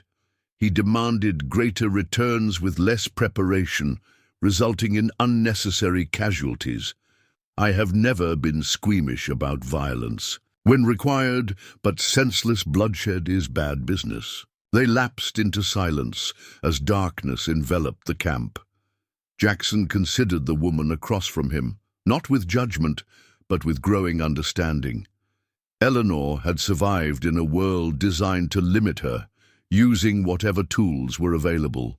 That her methods had been criminal seemed almost incidental to the broader pattern of a life determined to find its own path. San Francisco had transformed dramatically since Eleanor had last seen it. The modest port city of her memories had expanded into a bustling metropolis, its streets crowded with carriages, its waterfront dominated by ships from around the world. They took rooms at a small hotel on the outskirts, rather than one of the grand establishments downtown. Using the name Smith rather than either Reed or Blackwood, they presented themselves as father and daughter traveling on family business, a deception that raised no eyebrows thanks to Eleanor's skilled performance as a dutiful daughter attending to her elderly parents. Sullivan maintains an office on Montgomery Street, Eleanor explained as they reviewed their strategy. But his true operations are conducted from his home in Nob Hill. He was always cautious about separating his legitimate business from his criminal enterprises. How do we approach him? Jackson asked. I assume direct confrontation would be unwise. Extremely. Eleanor spread a street map on the small table between them. Sullivan employs private security, former Pinkerton agents with few scruples and considerable skill. A frontal assault would be suicidal.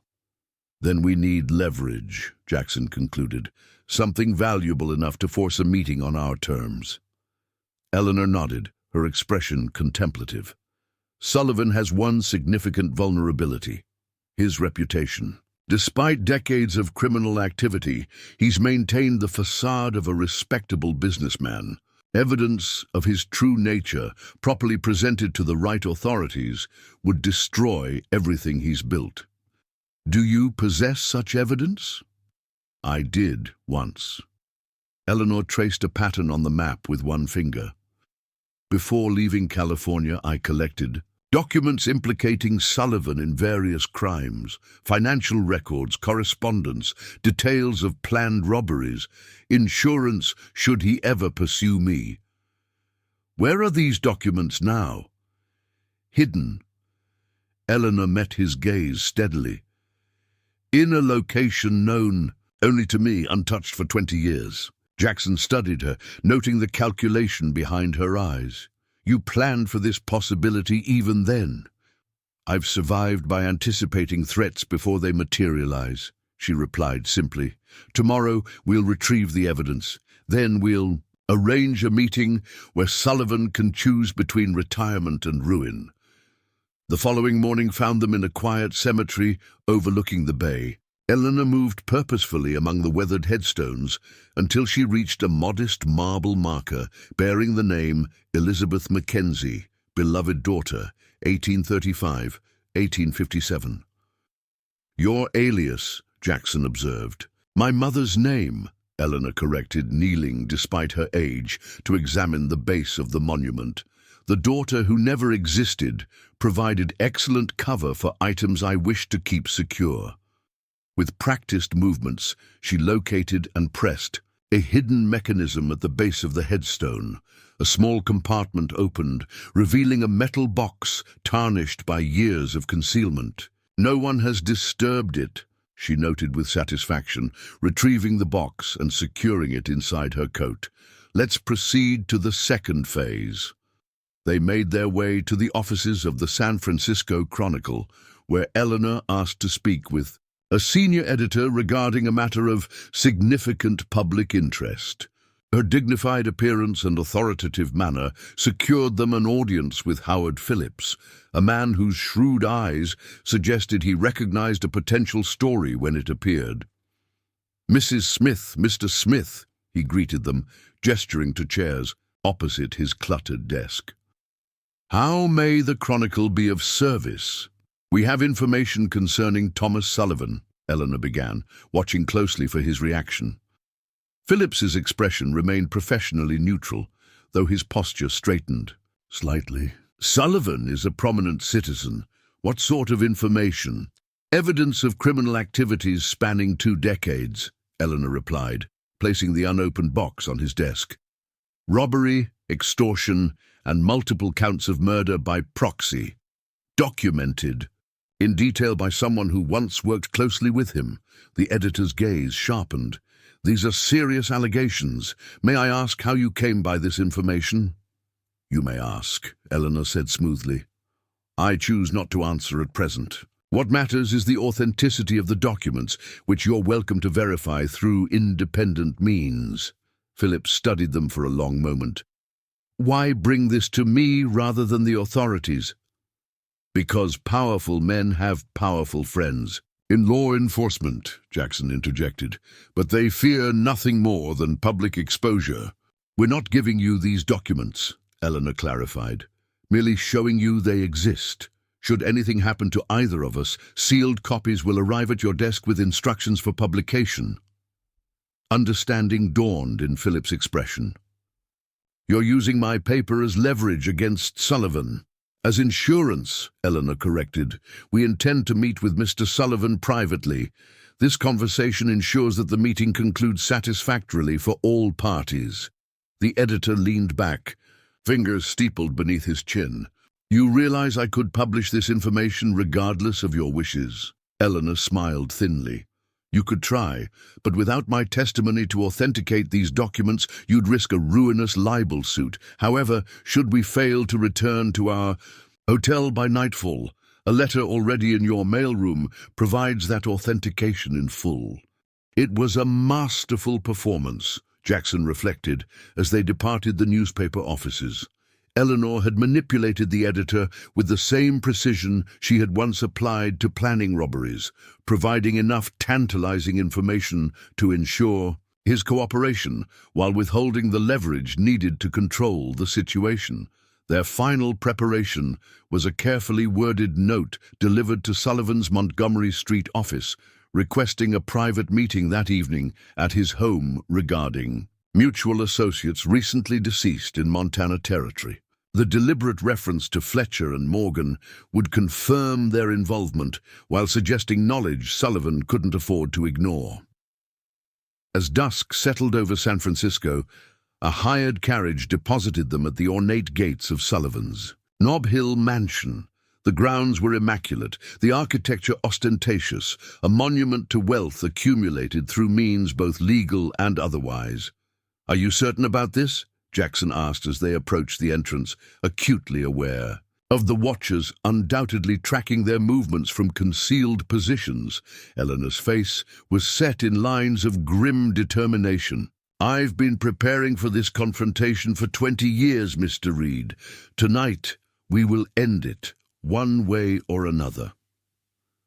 The massive front door opened before they could knock, revealing a stone-faced butler who escorted them through a marble-floored foyer into a richly appointed study. Firelight glinted off leather-bound books and crystal decanters, creating an atmosphere of cultured refinement that belied the character of the man rising from behind a mahogany desk. Thomas Sullivan had aged well, his once dark hair now silver at the temples, his bearing still commanding despite his advanced years. His smile didn't reach his eyes as he greeted them. "Elena McKenzie," he said, her former name rolling off his tongue with practiced ease. "Or should I say, Elena Blackwood. After all these years, you remain full of surprises, Mr. Sullivan." Eleanor's voice betrayed no emotion as she took the seat he indicated, her posture regal, despite the elegant surroundings that might have intimidated a lesser woman. "You're looking well for a man I believed dead." Sullivan chuckled, the sound devoid of genuine mirth. Rumors of my demise were greatly exaggerated, a tactical decision that served various purposes. His gaze shifted to Jackson, assessing, "And you must be the notorious Mr. Reed. Your reputation precedes you." Jackson remained standing, positioned to keep both Sullivan and the door in his line of sight. "As does yours. Please, sit." Sullivan gestured to a chair beside Elena. "Any man who has married Elena deserves a comfortable seat at this particular table." The study they occupied reflected Sullivan's considerable wealth and aesthetic sensibilities. Persian rugs covered polished hardwood floors. Oil paintings in gilded frames adorned the walls, and leather-bound books lined floor-to-ceiling shelves. A fire crackled in a marble fireplace, casting dancing shadows across the room. The setting projected power and permanence, the domain of a man accustomed to controlling his environment and everyone in it. Jackson sat, though his posture remained vigilant. Sullivan poured 3 glasses of brandy from a crystal decanter, sliding 2 across the polished desk toward his visitors. "2 unexpected reunions," he proposed, raising his glass. Eleanor left hers untouched. "I didn't come for pleasantries, Thomas." "No, I don't suppose you did." Sullivan set down his drink, his affable demeanor receding like a tide, revealing the calculating intelligence beneath. "You've eliminated Harrison, Fletcher, and Morgan. Quite impressive for a woman of your maturity." "Age brings wisdom, not weakness," Eleanor replied. "Those men threatened what's mine. I responded accordingly." Sullivan nodded, seemingly impressed. "The young woman I recruited would have hesitated. You've become more decisive with time." "I've become less tolerant of threats," she corrected. "Which brings us to the purpose of our visit." "Ah, yes." Sullivan leaned back, steepling his fingers. "You wish to ensure I don't send additional emissaries to your charming Montana kingdom. A reasonable desire, though one that typically requires negotiation." Through the large windows behind Sullivan's desk, the lights of San Francisco glittered like fallen stars. The city had grown immensely since Eleanor had last seen it, a metropolis of opportunity and danger, much like the man seated before them. Jackson noted how Sullivan's eyes constantly assessed, calculated, seeking advantage in every word and gesture. "We're beyond negotiation," Eleanor stated flatly. "This ends tonight, one way or another." Sullivan's expression hardened. "Bold words from someone in my home, surrounded by my men." He gestured toward the window, where shadows moved among the garden topiary. "What exactly do you propose, Eleanor? That I simply forget the considerable sum Harrison was meant to recover? That I ignore the deaths of my employees?" "I propose you value your reputation and freedom above petty vengeance," Eleanor replied, finally lifting her untouched brandy. She didn't drink, merely held it as if considering the amber liquid. "The documents I recovered from Elizabeth Mackenzie's grave are quite comprehensive, Thomas. Dates, names, financial records, everything required to dismantle your empire and send you to the gallows." Sullivan's composed facade cracked momentarily. "You're bluffing. Those papers were destroyed years ago." "Were they?" Eleanor set down her glass with deliberate care. "The editor of the San Francisco Chronicle doesn't think so. Neither will the federal marshals, should copies reach them by tomorrow morning." A memory flashed in Jackson's mind. Eleanor kneeling at the grave, retrieving the tarnished box with hands that never trembled, despite the significance of the moment.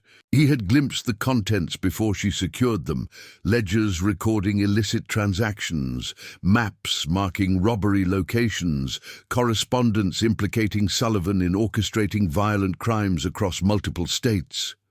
Evidence meticulously preserved by a woman who understood that information was often the most potent weapon.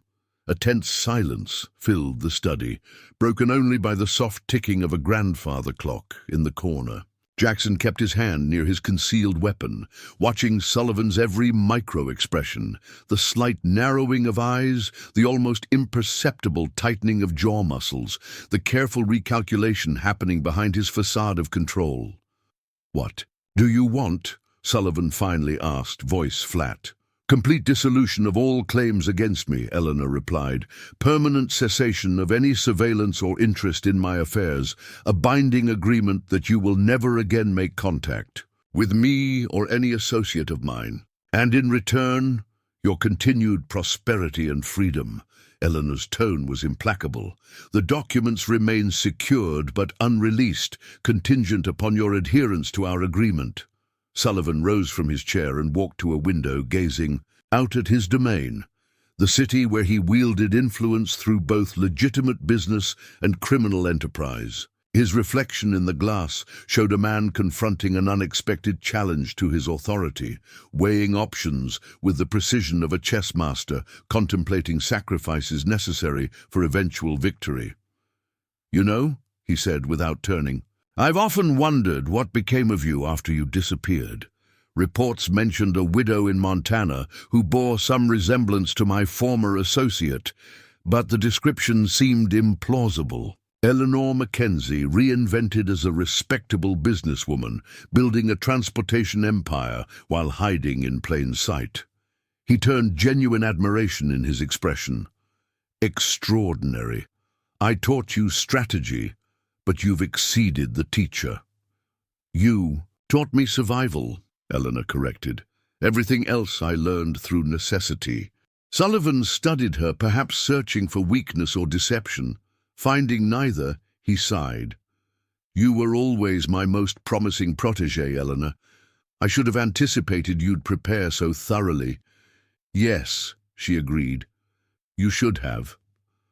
To Jackson's surprise, Sullivan laughed, a genuine sound this time, tinged with reluctant admiration. "Very well. You've outmaneuvered me. I accept your terms." Neither Elena nor Jackson relaxed. Jackson noted the slight shift in Elena's posture, not relief, but intensified vigilance. She had known Sullivan longer and understood that his capitulation might be tactical rather than genuine. "Your word isn't sufficient," Jackson stated. "We require something more tangible." Sullivan nodded, as if expecting this response. He opened a drawer and withdrew a sheet of fine stationery and a fountain pen. With steady strokes, he drafted a brief document acknowledging the termination of all claims against Eleanor Blackwood and her associates, releasing her from any obligations related to past business relationships, and committing to permanent non-interference in her affairs. He signed with a flourish, then offered the pen to Elena. "Your signature as well, to make it binding between us." She took the pen, but didn't immediately sign. "One additional clause, Thomas. Upon your death, natural or otherwise, all materials related to me or my past associations are to be destroyed." Sullivan raised an eyebrow but nodded. "A prudent addition. Make the amendment." Elena added the stipulation in her precise handwriting, then signed. Jackson witnessed both signatures, adding his own name as testimony to the agreement.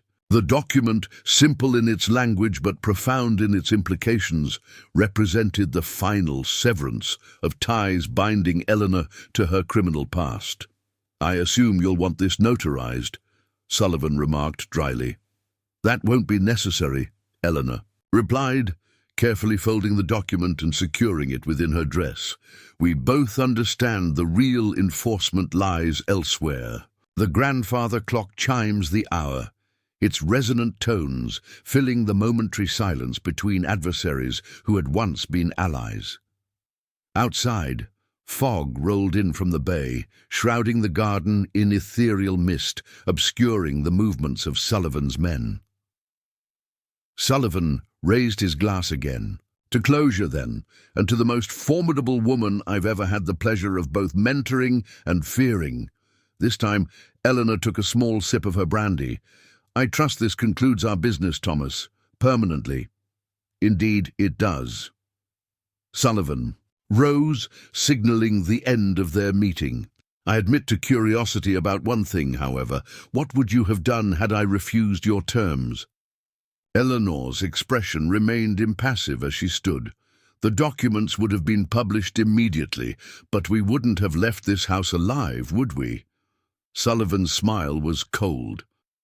It seems we understand each other perfectly, even after all these years. Jackson stood beside Eleanor, acutely aware of the precarious nature of their victory. Their leverage had secured Sullivan's agreement, but they remained in his territory, surrounded by his men. The distance between Sullivan's study and the safety of their hotel suddenly seemed vast and perilous. As if reading his thoughts, Sullivan added, "You'll be escorted safely to your hotel. I'm a businessman, Mr. Reed. Once terms are agreed upon, I honor them. It's a principle Eleanor and I have always shared." "Until circumstances dictate otherwise," Eleanor observed, pulling on her gloves with deliberate care. Sullivan inclined his head, acknowledging the truth in her statement. "The wisest agreements account for changing circumstances. Ours does, through mutual assured destruction, should either party violate its terms." A delicate balance of threat and counter-threat, Jackson realized. Not peace through goodwill, but through the recognition that harm to one would result in equal harm to the other. It was oddly fitting for these two strategists, whose relationship had always been founded on calculation rather than sentiment. The journey back to their hotel passed in tense silence, their carriage flanked by two mounted guards, protection or surveillance, the distinction unclear. The streets of San Francisco, bustling earlier in the day, had quieted, though pockets of activity remained around saloons and gambling houses. Gaslights cast hazy halos through the thickening fog, transforming familiar landscapes into something alien and uncertain. Only when they were safely inside their rooms, with the doors locked and secured, did Eleanor allow her careful composure to falter.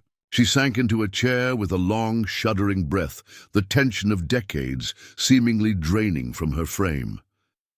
"It's over," she murmured, the weight of 2 decades seeming to lift from her shoulders. Finally, truly over. Jackson poured her a glass of water from the pitcher on the nightstand. "You never doubted the documents would be there after 20 years. "I doubted everything," she admitted, accepting the water gratefully. "But I've learned to proceed with certainty even when doubt exists.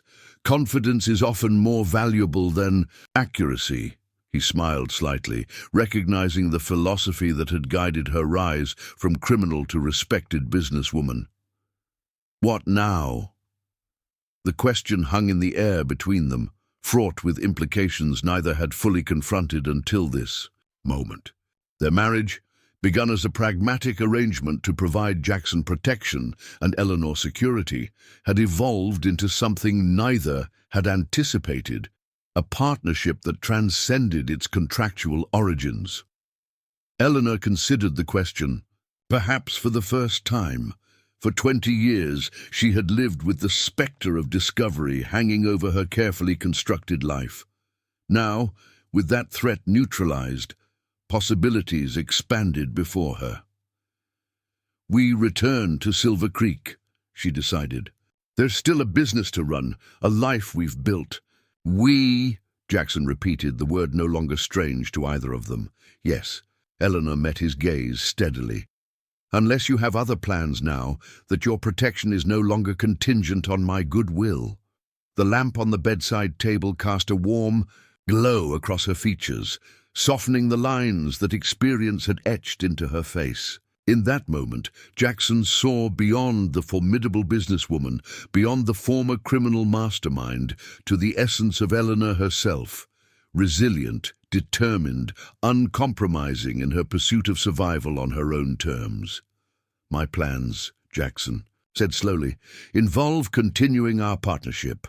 It seems to benefit us both." Relief flickered briefly across Eleanor's features before her composure returned. "A sound business decision." "Not entirely business," he admitted. "I've grown accustomed to having someone at my back whom I can trust. That's rarer than gold in my experience." Eleanor nodded, understanding the sentiment that Jackson, like herself, was reluctant to express more directly. Then we agreed. They departed San Francisco the following morning as fog still clung to the hillsides and the bay glittered in the early light. Neither looked back at the city that had shaped Eleanor's early years and nearly claimed their lives. Their journey homeward took them across landscapes transformed by spring, snow-capped mountains giving way to verdant valleys, desert wastes blooming briefly after seasonal rains. Upon their arrival in Silver Creek, they found the town buzzing with speculation about their unexpected absence, though William had managed the company with his usual efficiency. Rumors circulated about a family emergency, a secret business negotiation, even a second honeymoon, each theory more fanciful than the last. Eleanor addressed the gossip with characteristic directness, informing her employees that she and Mr. Reed had resolved a long-standing business matter in California and expected operations to continue as usual. The townspeople, accustomed to the enigmatic nature of the Blackwood-Reed union, soon found other matters to occupy their curiosity. Life resumed its rhythm, but with subtle differences that only those closest to them might notice. The cautious distance Eleanor had maintained, even after their confrontation regarding her past, gradually dissolved. She began to consult Jackson on business matters beyond security, valuing his insights on expansion opportunities and personnel decisions. For his part, Jackson found himself increasingly invested in the future of the enterprise they now truly shared. The skills that had once served him as an outlaw, assessing risks, identifying vulnerabilities, planning contingencies, proved equally valuable in legitimate commerce. Under their joint stewardship, the Blackwood Stagecoach Company expanded into freight contracts with mining operations throughout the territory, nearly doubling its profits within 3 years. They never spoke of love. Such sentimentality seemed ill-suited to their particular union. Yet in the years that followed, those who knew them recognized something equally powerful between the former outlaw and the formidable woman who had once been his quarry and became his salvation. Their evenings often found them in the library, Eleanor reviewing ledgers, while Jackson read from the extensive collection of literature he had previously lacked opportunity to explore. Occasionally, they would discuss a passage that struck him as particularly insightful or a business challenge requiring innovative solutions. These conversations, extending late into the night, created an intellectual intimacy neither had experienced. With another person, as Eleanor entered her 70s, she gradually ceded day-to-day operations to Jackson, though she remained actively involved in strategic decisions. Their reputation as shrewd but fair business leaders spread throughout the territories, attracting opportunities and partnerships that further secured their legacy. When the Northern Pacific Railway proposed a route through Silver Creek in 1887, threatening to render stagecoach transportation obsolete, Eleanor and Jackson negotiated a lucrative contract to provide connecting services to settlements beyond the rail lines. While other stagecoach operations failed in the face of technological progress, theirs adapted and thrived. When Eleanor Blackwood Reed died peacefully at 84, she left behind a transportation empire that stretched across 3 territories, and a husband who mourned her with the quiet dignity of a man who had lost not merely a spouse but a commander, a comrade, and a co-conspirator. Her funeral drew attendees from across the now state of Montana, business associates, employees past and present, and townspeople who had watched the unusual couple with fascination for decades. Many spoke of her business acumen, her philanthropy toward the town's development, her uncompromising standards that had elevated Silver Creek from frontier settlement to prosperous community. None knew of the documents Jackson burned that night, fulfilling a promise made long ago.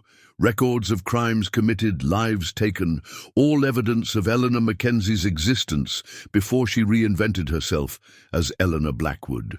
As the papers turned to ash in the library fireplace, Jackson raised a glass of her favorite brandy in silent tribute to the woman who had transformed both their lives through a marriage begun in desperation, but concluded in profound mutual respect. Jackson. Reed lived another 12 years, managing their business interests with the same steady hand Elena had taught him to apply. He never remarried, though opportunities presented themselves. When asked why, he would merely smile and observe that lightning rarely strikes the same man twice. And when it had struck him, it had been in the unexpected form of a stern, silver-haired woman who had seen in him not what he was, but what he could become. In his final years, as automobiles began to appear on the streets of Silver Creek and the business evolved once again to meet changing times, Jackson sometimes sat in Elena's favorite garden spot, contemplating the improbable journey that had brought him from hunted outlaw to respected businessman. The irony was not lost on him, that his redemption had come through a woman whose past had been darker than his own, whose crimes more calculated, whose ambition more consuming. When Jackson Reed died in 1910, he was buried beside Elena in the private cemetery on their estate, their headstones identical in their simplicity. The inscription he had chosen years earlier spoke volumes to those who understood the true nature of their unique bond. Partners in all things. In the end, their unlikely union, begun in desperation, forged in danger, and tempered by mutual respect, stood as testament to the most improbable truth of all, that redemption sometimes wears the most unexpected disguises, and that even those with blood-stained pasts may find in each other a future worth protecting. The legend of the outlaw and the stagecoach owner would live on in Silver Creek for generations, growing more romantic with each retelling. Few would ever know how closely the myth aligned with reality, or how the truth, in its complexity and contradiction, far surpassed the simple stories told around fireplaces on winter evenings. Up next, you've got two more standout stories right on your screen. If this one hits the mark, you won't want to pass these up. Just click and check them out, and don't forget to subscribe and turn on the notification bell so you don't miss any upload from us.